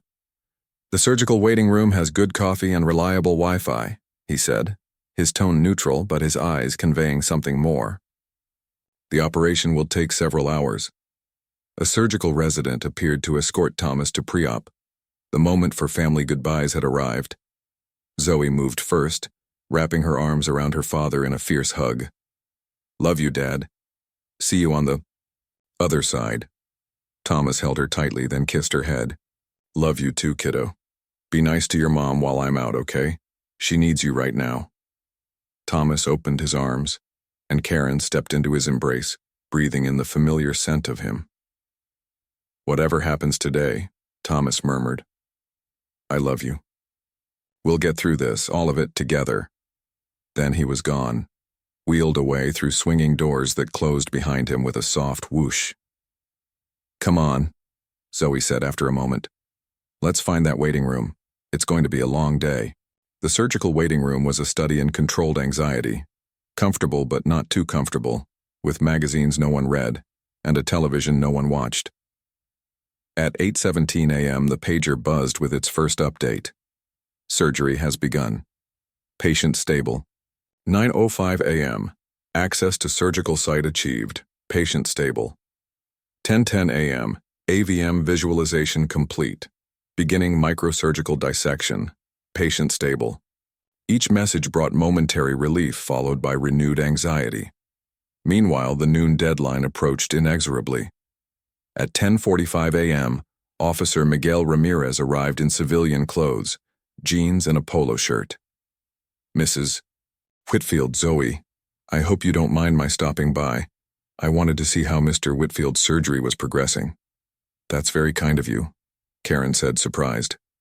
"How did you know about the surgery?" Zoe asked. "Small community," Miguel replied. "Dr. Johnson mentioned it to my cousin Javier, one of the gardeners who was there that day at the house." The reference sent a flush of shame through Karen. "I haven't had a chance to speak with your cousins, but I want to apologize for dismissing them that day." Miguel studied her. "They know. Javier said you came by looking for them. That matters." The pager buzzed again. 11:15 a.m. Complication encountered. AVM more extensive than imaging indicated. Surgical plan being modified. Patient stable. Karen's heart lurched. "Complication," she repeated, the word hanging in the air. "Dr. Johnson is the best there is," Miguel said reassuringly. "If anyone can handle complications, it's him."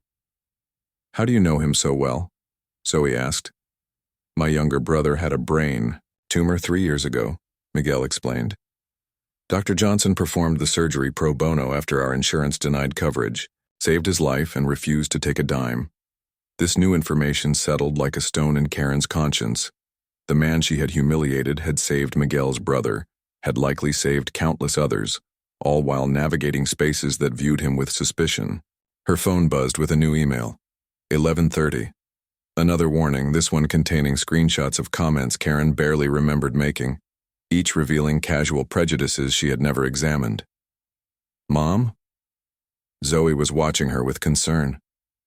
"What's wrong? Is it another update about Dad?"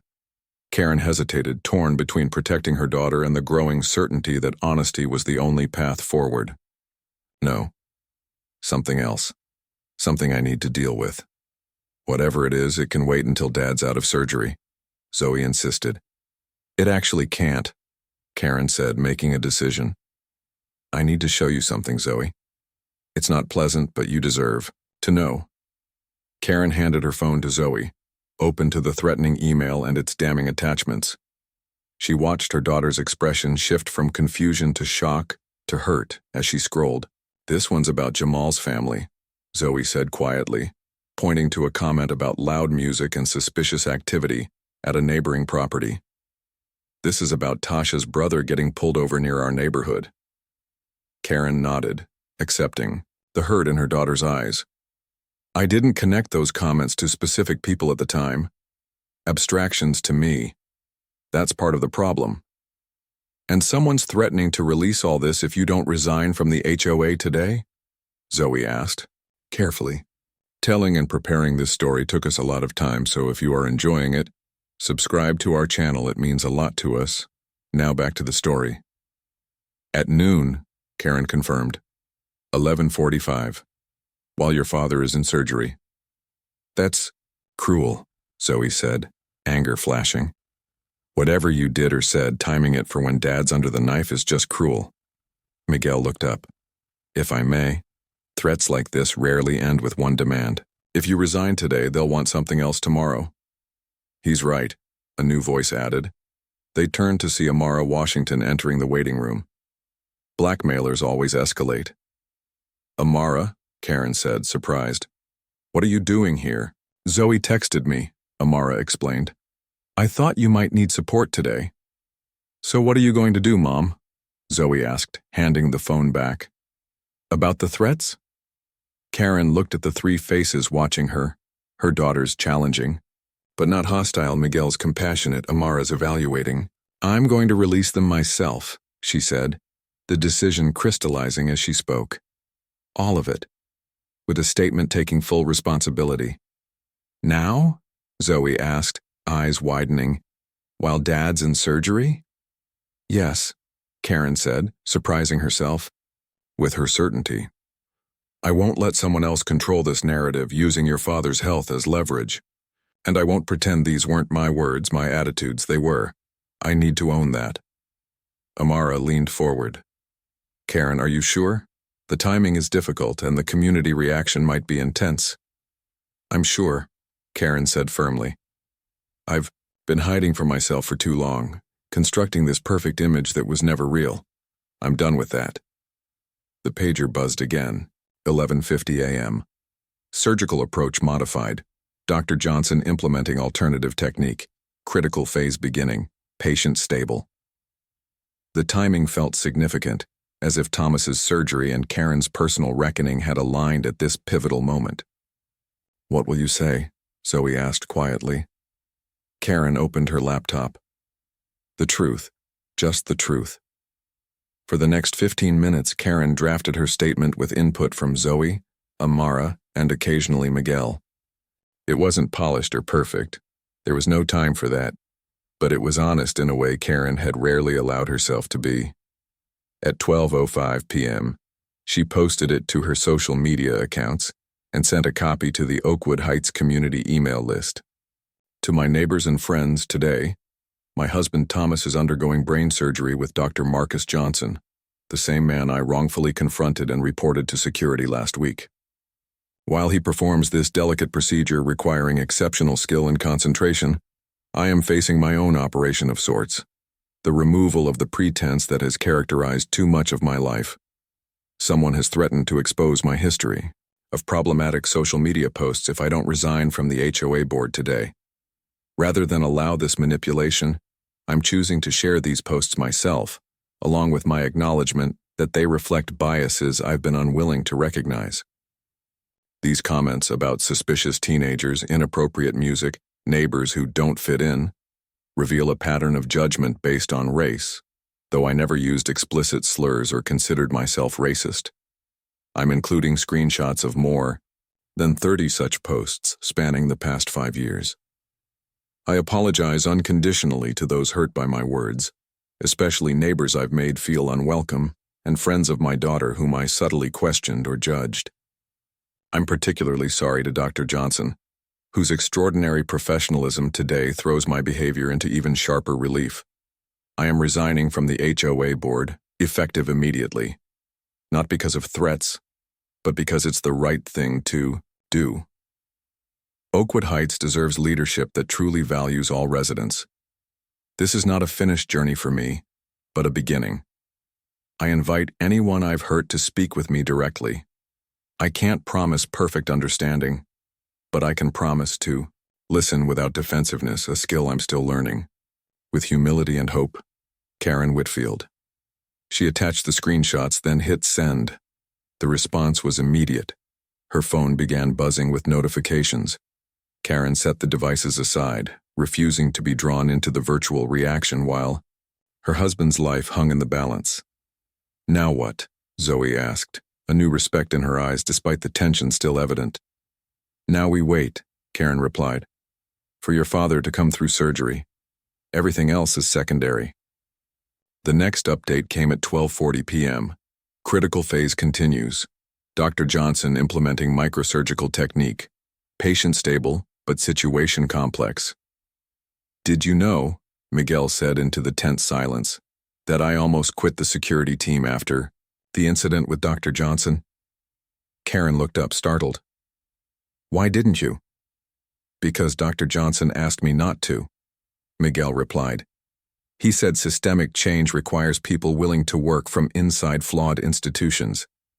That leaving would feel good temporarily but accomplish little. That sounds like Marcus, Amara said with a small smile. He also said, Miguel continued, looking directly at Karen, that what happened that day wasn't just about you or him. It was about patterns larger than any individual. Patterns we all participate in, often without realizing it. Karen absorbed this, recognizing the grace being extended to her, not absolution but context. I've been on both sides, Miguel admitted. I've been stopped by police while off duty in neighborhoods where I didn't belong. But I've also stopped people based on assumptions I later questioned. The system trains us all, even those of us who should know better. The conversation continued, raw and honest. Amara shared stories of subtle exclusion she'd experienced in Oakwood Heights. Zoe spoke of watching her friends navigate white spaces, with calculation and care she'd never had to consider. Miguel described the mental map his mother had created for him as a child, places that were safe, places that required extra caution, places to avoid entirely.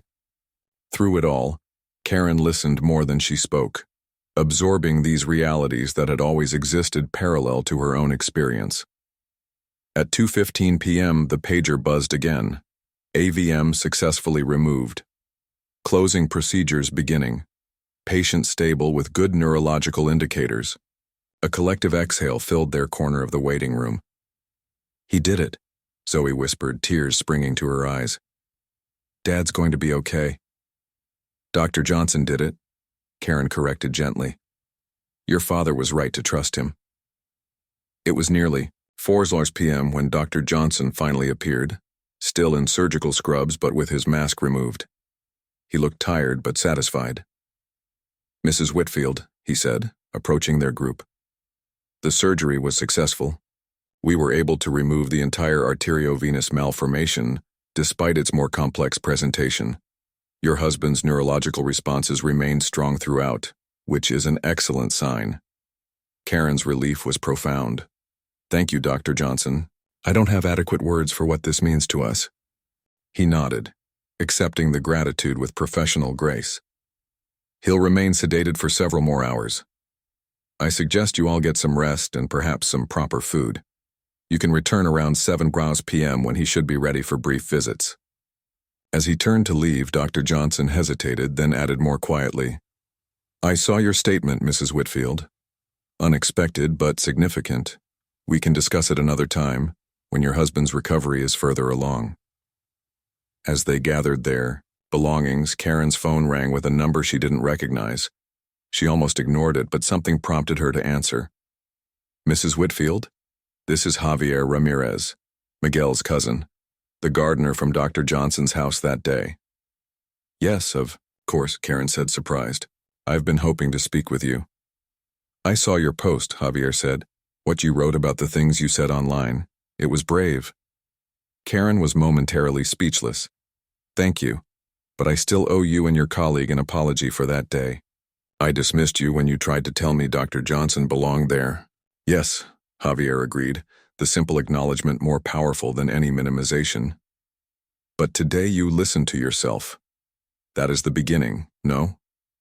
As they ended the call, Karen looked up to find Zoe watching her with a complicated expression. Neither the adoration of childhood nor the contempt of recent days, but something new, recognition perhaps. The awareness that her mother was neither the paragon she'd once believed, nor the villain she'd recently feared, but a flawed human capable of both harm and growth. "Ready?" Zoe asked, extending her hand. Karen took it, feeling the tentative reconnection it represented. "Ready."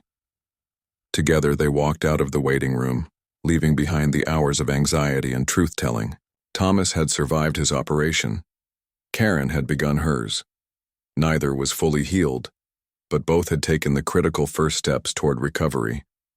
2 weeks after Thomas's surgery, the Whitfield home settled into a new rhythm, quieter, more deliberate, marked by the steady visits of the home health nurse who came to check Thomas's incision and monitor his progress. Thomas grew stronger each day, gradually extending his walks from the bedroom to the hallway, then downstairs, and finally into the garden. The social recovery, however, moved at a more complicated pace. Karen's public acknowledgement of her biased, social media history had created seismic ripples through Oakwood Heights. Her phone, once constantly buzzing with invitations and committee obligations, had fallen notably silent. "Julia called to cancel our tennis game again," Karen remarked, one morning as she arranged Thomas's medications. "Third week in a row." Thomas looked up from his breakfast, the surgical scar along his hairline still pink but healing cleanly. "Does it bother you?" he asked, studying her with the new intentness that had characterized him since the surgery. Karen considered the question honestly. "Less than I would have expected," she admitted. "I'm finding I don't miss the surface-level connections as much as I thought I would." The hours once filled with charity luncheons and committee meetings had been replaced by more substantive engagements. The diversity initiative sessions with Amara, conversations with Zoe that stretched late into the evening, and quiet moments of reflection that would have once made her restless but now felt necessary. "Your follow-up appointment with Dr. Johnson is at 2, Karen reminded Thomas. "Do you want me to come in with you, or would you prefer to speak with him alone?" "Alone first," Thomas said. "Then you can join us. There are some things I'd like to discuss with him privately." Later that afternoon, Karen sat in the waiting area of Boston Memorial's neurosurgical clinic, flipping absently through a medical journal. The door to the examination room opened and Dr. Johnson emerged with Thomas, both men smiling slightly as if sharing a private joke. "Mrs. Whitfield," Dr. Johnson greeted her with professional warmth. "Please join us. Thomas's recovery is progressing exceptionally well." In the examination room, Dr. Johnson displayed Thomas's latest brain scans on a monitor. "The surgical site is healing beautifully," he explained. "The vascular remodeling is exactly what we want to see at this stage. Cognitively, all tests indicate full function restoration." "In English, it means I'm not going to drop dead or start speaking in tongues," Thomas translated dryly. "The headaches are gone and I'll be back to normal activities within another month." "With continued monitoring," Dr. Johnson added firmly. "This isn't a condition we treat and forget, but the prognosis is excellent." As the appointment concluded, Dr. Johnson surprised them both by saying, "I'm hosting a small dinner at my new home this Saturday. Nothing formal, just a few neighbors. I'd like you both to attend if Thomas feels up to it." The invitation hung in the air, weighted with significance beyond a simple social gathering. "We'd be honored," Thomas answered before Karen could formulate a response. "Thank you, Marcus." The casual use of Dr. Johnson's first name startled Karen, suggesting conversations between the two men she hadn't been privy to. On the drive home, Karen finally asked, "What did you and Dr. Johnson discuss before I came in?" Thomas was quiet for a moment. "Life, mostly. Priorities. How nearly losing something makes you reconsider what you've been doing with it." He turned to her. "He's an extraordinary person, Karen, not just as a surgeon, but as a human being." "I know," Karen said softly. "He asked about you," Thomas continued. About how you're doing with all the fallout from your statement, he seemed genuinely concerned. Did he? Karen couldn't keep the surprise from her voice. Yes. He said something that struck me, that public reckonings are usually the end of stories in our culture, but they should really be the beginning. Thomas paused. I think he sees something in your journey that resonates with his own experiences. When they arrived home, they found Zoe at the kitchen table, laptop open, surrounded by papers. How was the appointment? She asked, looking up. Good news all around, Thomas replied. What are you working on? My final paper for government class, Zoe said hesitantly. It's about community governance and accountability in residential spaces. Karen recognized her daughter's careful phrasing. You're writing about what happened with the HOA and Dr. Johnson, aren't you? Zoe nodded, a challenge in her eyes. Is that a problem? Not at all, Karen said, surprising herself with how genuinely she meant it. I'd actually like to read it, if you're willing to share. Zoe studied her mother, then turned the laptop around. It's just a draft. Be gentle, Karen began reading, immediately struck by the maturity of her daughter's analysis.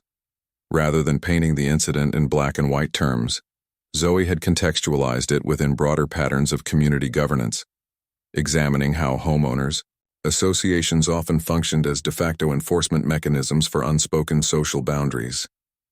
Neighborhood covenants and regulations frequently use neutral language like property values and community standards to mask subjective judgments about who belongs and who doesn't, Zoe had written. The incident between my mother and Dr. Johnson represents not just an individual failure of judgment, but the predictable outcome of systems designed to preserve certain community aesthetics at the expense of true inclusivity. Karen read the entire draft, her chest tight with complicated emotions, pride in her daughter's intellectual clarity, grief for the pain she'd caused, hope for the understanding emerging between them. This is excellent, Zoe, she said finally. It's a far more nuanced take than I would have expected. Yeah, well, Zoe shrugged but looked pleased. Tasha pointed out that turning you into a one-dimensional villain doesn't actually help anyone. People need to see how this stuff happens in everyday ways, not just with obvious racists. That evening, Karen attended the Diversity Initiative meeting at the community center, not as HOA president, a title she had officially relinquished, the day after Thomas's surgery, but as an ordinary participant. The group had grown significantly since the incident, with many residents who had previously remained silent now choosing to engage. Karen took a seat near the back, content to listen rather than lead. Amara began the session by inviting reflections on the previous week's discussion about language and coded terminology in community settings. To Karen's surprise, Rebecca Winters, the retired English professor who had defended her at the emergency HOA meeting, raised her hand. I've been thinking about the terms we use to describe our neighborhood, Rebecca said thoughtfully. Words, like exclusive and prestigious that I've always seen as positive, I'm realizing those same words signal exclusion to many people. I've been guilty of this too, added Walter Schiffman, whose defense of Karen had veered into problematic territory at the meeting. Karen listened, struck by how the conversation had evolved from the defensive posturing of the emergency meeting to this more reflective exchange. Without her noticing, something had shifted in Oakwood Heights, a willingness to examine uncomfortable truths that had been absent before.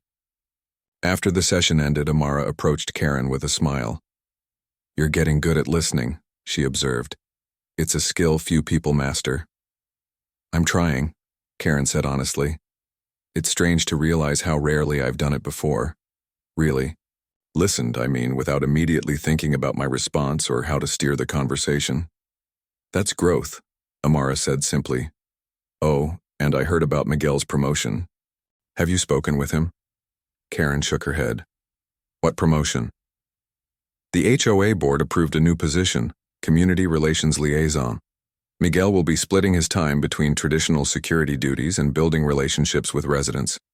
It was Thomas's suggestion, apparently. This was news to Karen. Thomas had mentioned contacting the board but hadn't shared the specifics. Another example of him finding his voice in unexpected ways. Saturday evening arrived with nervous energy. Karen changed outfits 3 times, settling finally on a simple dress that was elegant without being ostentatious. "Zoe, are you sure you don't want to join us?" Karen called up the stairs. "Dr. Johnson specifically said you were welcome." "Positive," Zoe replied. "Tasha and I have plans. Besides, I think this dinner is more about you guys than me." The drive to Dr. Johnson's home felt surreal, retracing the route that had led to their fateful encounter barely a month ago. As they pulled into the driveway, Karen was struck by how different the house looked now. Lights glowed warmly in the windows, planters had appeared on the porch, and the previously empty garage now housed both the Tesla and a vintage motorcycle. Dr. Johnson, Marcus, as he'd asked them to call him outside the hospital, answered the door himself, dressed casually in jeans and a cashmere sweater that transformed him from the formal surgeon they'd known into simply a man welcoming guests to his home. The interior of the house had been transformed from the empty space Karen had glimpsed during their confrontation. Now it was filled with an eclectic mix of furnishings that spoke of a well-traveled life. African masks displayed alongside modern art, leather-bound medical texts sharing shelves with well-worn novels. In the living room they found Amara and her husband David, Miguel and his wife Elena, and to Karen's surprise, Javier and his wife Maria, the gardener who had witnessed the initial confrontation now present as a social equal rather than service provider. "Everyone, you know Thomas and Karen," Marcus said simply, making no reference to the circumstances that had brought them all into each other's lives. After dinner, as the group scattered between living room and kitchen, Karen found herself momentarily alone with Marcus on the porch, both of them drawn outside by the mild spring evening. "Your home is beautiful," she said, admiring the gardens that Javier had clearly helped design. "It already feels like you've been here for years." "Thank you," Marcus replied. "It's starting to feel like home. More than I expected, honestly." "Oh?" Karen sensed there was more to the statement. Marcus leaned against the porch railing, considering his words. "I almost declined the position at Boston Memorial," he admitted. "Reputation." "As not particularly welcoming to people of color," Karen supplied, no longer evading the direct naming of issues. "Yes," Marcus nodded. "I've spent my career navigating predominantly white institutions, calculating every interaction, measuring my responses. It's exhausting. I wasn't sure I wanted to extend that exhaustion into my home life as well." "What changed your mind?" Karen asked. "Amara, partly. She convinced me that Oakwood Heights was ready for change, even if it didn't know it yet." He smiled slightly. And she wasn't entirely wrong. The acknowledgement of change, however tentative, felt like an unexpected gift. Not absolution, which Karen neither expected nor felt she deserved, but recognition of possibility. "I've received a call from 60 Minutes, Marcus said, shifting topics. "They want to do a segment on what happened between us, framed as a story, about community transformation after a viral incident." Karen tensed. "I see. They're requesting interviews with both of us," he continued, "together and separately." "And you're considering it?" Karen asked carefully. "I am," Marcus replied. "Not because I enjoy media attention, I don't, but because our story, told thoughtfully, might offer something valuable to the national conversation." He turned to face her directly. "They'll only proceed if both of us agree. I wanted you to know before they contact you." Karen took a deep breath, considering the implications. Public exposure had been her greatest fear just weeks ago, yet she had survived her self-disclosure about the social media posts, painful as it had been. "I'll think about it," she said honestly. "I'd want to understand how they plan to frame the story." "Of course," Marcus agreed. "Take your time. It's not a decision to rush." They stood in companionable silence for a moment, watching fireflies begin to appear in the garden. Through the windows, Karen could see Thomas engaged in animated conversation with Miguel and David, his hands gesturing emphatically in a way they rarely had before his surgery. "It's strange," Karen mused, "how crisis can create connections that might never have formed otherwise." True, Marcus agreed, though I'd prefer a less dramatic introduction to my neighbors in the future. The gentle humor surprised a laugh from Karen. That's fair. Inside, Thomas caught her eye through the window and smiled, a private moment of recognition between them. He looked more alive than he had in years, the brush with mortality having awakened something essential in him that had been dormant during their comfortable but constrained existence. As Karen returned his smile, she realized that both she and Thomas were recovering, not just from surgery or public scandal, but from the numbing effects of privilege and routine that had dulled their engagement with life's more profound questions. When they rejoined the gathering inside, the conversation had turned to the upcoming community picnic, the first event of the newly revitalized diversity initiative. Plans were being made, responsibilities divided with an energy that suggested genuine investment rather than obligatory participation. Karen, Amara said, we were hoping you'd coordinate with the school about student performances. Your connections there could be valuable. The request was offered without irony or condescension, a genuine invitation to contribute based on her skills rather than her former title or status. I'd be happy to, Karen replied, meaning it completely.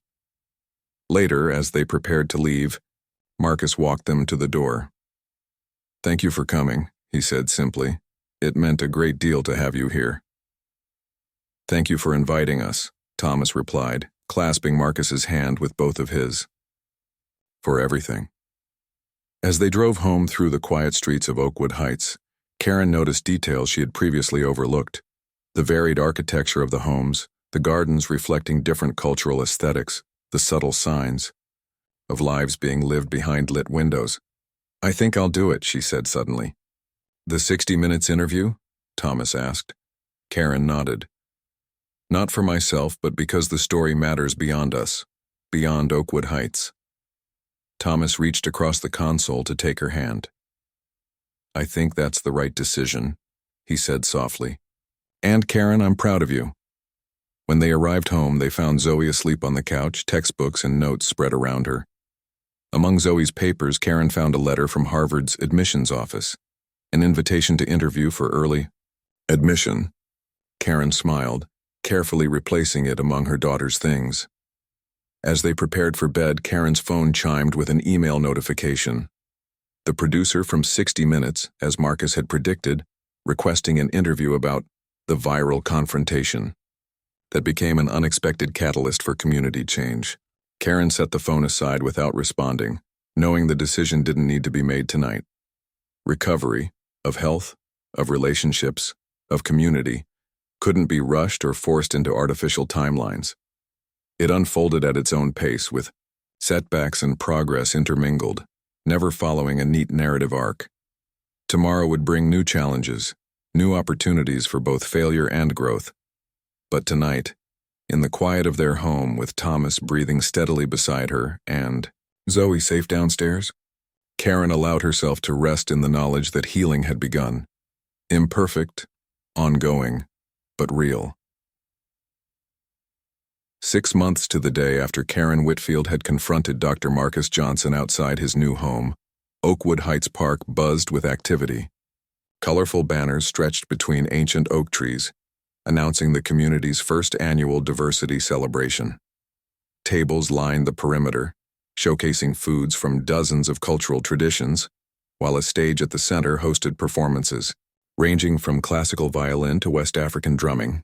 Karen stood at the edge of the gathering, watching families spread blankets on the grass and children dart between activity stations. The park bore no physical markers of that fateful confrontation, yet for Karen, its significance had been indelibly altered, transformed from a pleasant landscape amenity into the place where her life had irrevocably changed course. Penny, for your thoughts? Thomas appeared beside her, looking healthier than he had in years. The faint scar along his hairline had faded to a thin white line, barely visible unless you knew where to look. Just marveling at how much has changed, Karen replied, accepting the cup of horchata he offered her. And how much hasn't? Indeed, Oakwood Heights appeared largely the same from the outside. The manicured lawns, the stately homes, the air of established prosperity. But beneath that unchanged exterior, tectonic shifts had occurred, invisible to casual observers but profound to those who lived there. 3 months earlier, the 60-minute segment had aired nationally, featuring Karen and Dr. Johnson in thoughtful conversation rather than positioning them as villain and victim. The producers had initially pushed for a more sensationalized narrative, but both Karen and Marcus had insisted on nuance, on exploring the systemic issues underlying their personal conflict. "I need to check in with the volunteer coordinator," Thomas said, glancing at his watch. "My announcement is scheduled for 2 o'clock. Are you coming?" Karen nodded. "I'll be there. Just want to make sure everything's running smoothly with the children's activities first." As Thomas headed toward the main pavilion, Karen made her way to the face painting station where teenagers from Zoe's Social Justice Club were creating elaborate designs on squirming children. Her daughter wasn't among them. Zoe had taken on the more challenging role of coordinating the entire youth program for the celebration. Mrs. Whitfield called Miguel Ramirez, now 6 months into his role as community relations liaison. "We have a situation that could use your touch." Karen followed him to the information booth where an elderly couple stood looking confused and somewhat irritated. She recognized them immediately. New residents who had moved in just a month ago and had declined all invitations to community events. "Mr. and Mrs. Patterson?" Karen greeted them warmly. "Welcome to the celebration. Is there something I can help you with?" "We were trying to use the park for our evening walk," Mrs. Patterson replied stiffly. "Occupied today." The implication hung in the air that their peaceful neighborhood had been invaded by noise and strangers. 6 months ago, Karen might have sympathized, might even have shared their discomfort. Now she recognized the underlying assumption that the park belonged more to them than to the diverse crowd currently enjoying it. "The celebration was announced in the community newsletter and on the neighborhood app," Karen explained gently. "But I understand it can be overwhelming if you weren't expecting it. Would you like me to show you around? The Persian tea tent is particularly lovely." Mrs. Patterson hesitated, her instinct to refuse warring with curiosity. Perhaps just for a few minutes. As Karen guided them through the celebration, introducing them to neighbors and explaining the significance of various displays, she noticed their posture gradually softening. Small victories, Karen had learned, were still victories. Not every mind would be changed, not every heart opened, but the incremental shifts mattered. As 2 o'clock approached, Karen made her way to the main stage where a crowd had begun to gather. Thomas stood to one side, deep in conversation with Dr. Johnson and the chief administrator of Boston Memorial Hospital. In his crisp button-down and khakis, Thomas looked nothing like the corporate executive he had been 6 months ago. His resignation from the investment firm had shocked their social circle almost as much as Karen's public statements, but the nonprofit healthcare initiative he had launched was already gaining traction beyond Oakwood Heights.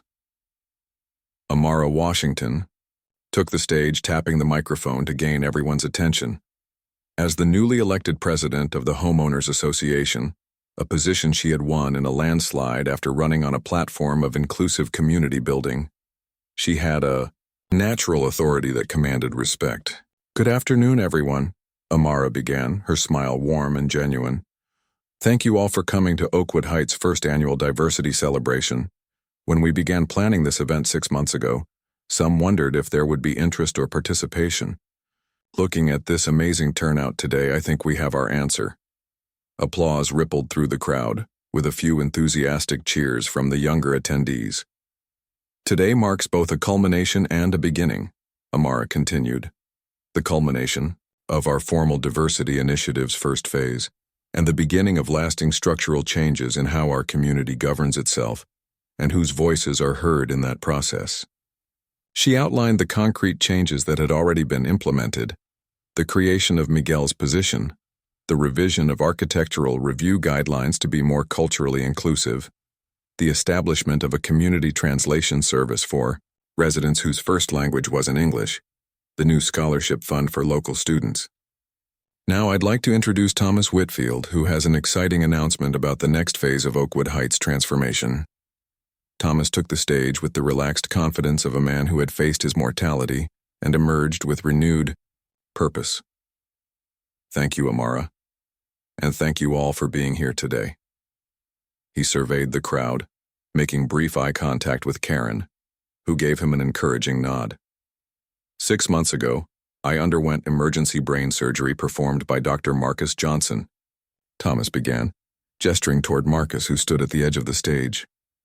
"That experience changed my perspective on what matters in life, and it opened my eyes to the healthcare disparities that exist even in prosperous communities like ours." He went on to announce the formal partnership between his new nonprofit organization and Boston Memorial Hospital, an initiative that would bring mobile health services to underserved areas surrounding Oakwood Heights, staffed partially by hospital residents under Dr. Johnson's supervision. "Healthcare shouldn't be a privilege for the few but a right for everyone," Thomas concluded. "And communities like ours have a responsibility to extend our resources beyond our borders, to recognize that our well-being is connected to the well-being of those around us." The announcement received enthusiastic applause, particularly from younger residents who had been advocating for more community outreach. Karen felt a surge of pride watching her husband embrace this new chapter with such conviction. The health crisis that might have ended their story had instead become its turning point. As Thomas left the stage, Zoe took his place, confident in a way that made Karen's heart ache with a mixture of pride and wistfulness. When had her daughter grown into this poised young woman? "I'm Zoe Whitfield, chair of the Youth Advisory Committee," she began, her voice clear and steady. "Today we're showcasing artwork and performances by students from 5 local high schools, including pieces specifically created to reflect on community, belonging, and identity." She outlined the youth programming for the afternoon, then paused, a hint of nervousness finally breaking through her composure. "I also wanted to take this opportunity to share some personal news. This fall, I'll be attending Howard University to study political science and community development." A cheer went up from her friends in the Social Justice Club, several of whom had already known about her decision to attend the historically Black university. Karen and Thomas applauded proudly from the sidelines, their earlier concerns about her choosing a school further from home, or less prestigious, than the Ivy League alternatives now recognized as the biased thinking they had been. "My experiences in Oakwood Heights, both the challenging ones and the inspiring ones, have shaped my educational goals," Zoe continued. "I want to study how communities can transform themselves from the inside out, how conflict can become a catalyst for genuine change rather than just performative adjustments." As she spoke, Karen caught Dr. Johnson watching her daughter with an expression of measured approval. The relationship between Marcus and the Whitfield family had evolved over the months.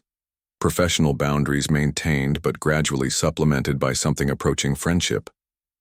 The monthly dinners at his home had become a tradition, expanding to include various neighbors and colleagues in rotating combinations that would have been unimaginable in the stratified social world Karen had once inhabited.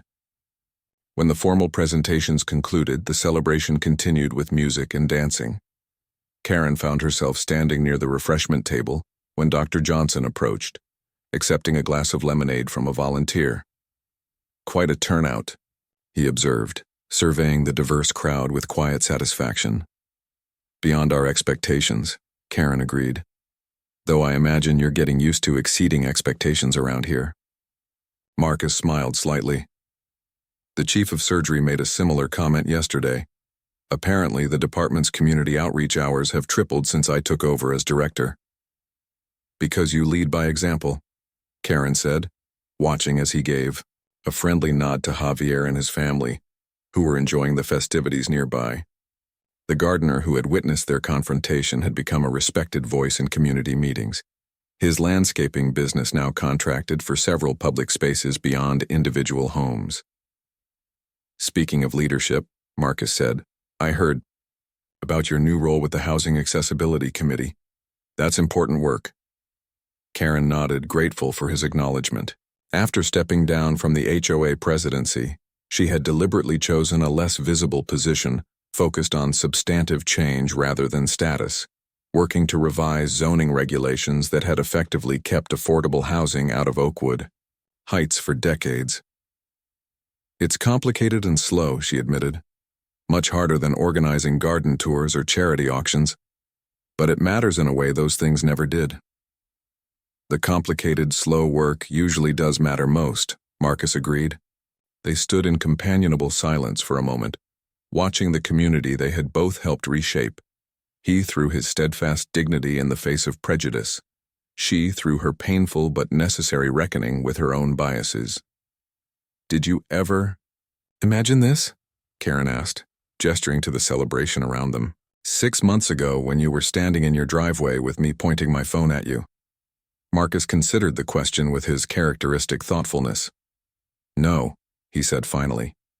And yes. No, I didn't imagine this specific outcome. But yes, I've always believed in the possibility of change, even when the evidence suggests otherwise. It's why I became a surgeon, to help create possibilities where none seem to exist. The insight resonated with Karen, who had come to recognize how limited her vision had once been, how the comfort of privilege had narrowed her imagination about what was possible for herself, her family, and her community. Thank you, she said simply, for seeing that possibility even when I couldn't. You see it now? Marcus replied. That's what matters. As the afternoon progressed, the celebration began to wind down. Families with young children departed. First, followed by elderly residents.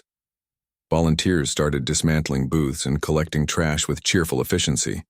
The park would be left cleaner than they had found it, a point of pride for the organizing committee.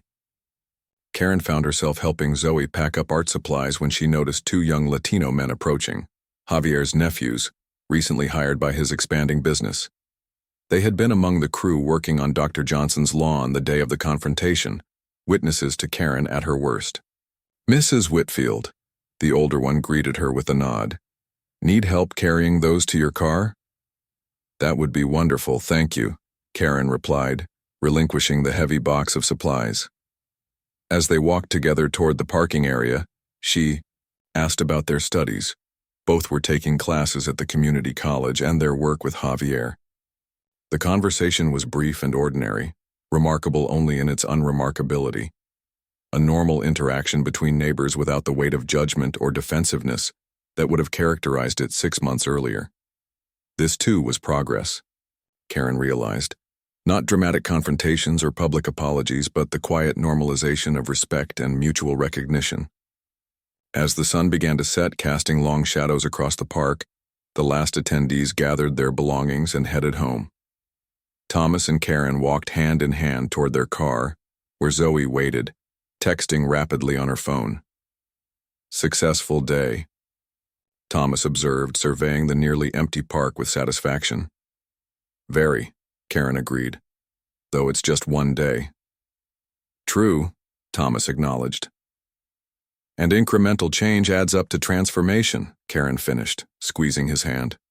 I know. I'm living it. As they drove home through the familiar streets of Oakwood Heights, Karen noticed how the setting sun illuminated the neighborhood. The same houses, the same trees, the same carefully maintained lawns that had defined this place for generations. From the outside, little had visibly changed. Yet within those houses, within the community's governance structures, within the hearts and minds of at least some residents, profound shifts had occurred. Not universal, not complete, not without ongoing resistance and setbacks, but real nonetheless. Karen thought of something Amara had said during one of their earliest diversity initiative sessions. Justice isn't a destination we arrive at once and for all. It's a practice we commit to daily, knowing we'll never perfect it, but understanding that each step matters. 6 months ago, Karen would have found such a statement unnecessarily complicated. Why not simply solve the problem and move on? Now she recognized the wisdom in it, the humility it required, the commitment it demanded. As they turned onto their street, Zoe looked up from her phone. Tasha and Jamal want to know if they can come over to watch the baseball game tonight. Of course, Karen replied without hesitation. I'll order pizza. It was a small moment, ordinary and domestic, yet it represented a new normal that would have been unimaginable 6 months earlier. Zoe's friends comfortable in their home, Karen genuinely welcoming their presence. The boundaries between their social worlds increasingly permeable. That evening, as teenagers cheered and groaned in the family room over baseball plays, Karen stood in the kitchen preparing a salad to accompany the pizza. Through the window, she could see into other homes along their street, glimpses of different lives being lived in parallel to her own. She wondered about the stories unfolding in those houses, the challenges and reckonings their occupants might be facing, the potential for connection that existed if they could only see beyond their own carefully constructed worlds. Oakwood Heights remained an affluent enclave, still predominantly white, still marked by privilege. But beneath that unchanged exterior, something new was taking root. A community beginning to expand its definition of belonging, to question its unexamined assumptions, to imagine itself differently. It wasn't a fairy tale ending where prejudice vanished and perfect harmony reigned.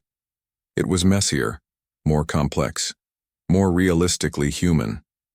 A community of flawed individuals stumbling toward a better version of itself, making mistakes, trying again, occasionally glimpsing what might be possible. As Karen carried the salad to the dining room where Thomas was setting out plates, she caught his eye and smiled, a private moment of acknowledgement between them. They had survived not just his health crisis, but the painful dismantling of their comfortable illusions. And in that survival, they had discovered something unexpected, the possibility of a more authentic life, a more meaningful connection to each other and their community. The real work had only just begun. But for the first time, Karen found herself genuinely looking forward to what came next, not with the controlled anticipation of someone whose life was carefully planned, but with the humble hope of someone who had learned that the most important journeys often begin with getting lost. Up next, we have 2 more incredible stories that are waiting for you. Just click the image you want to watch and it will take you there.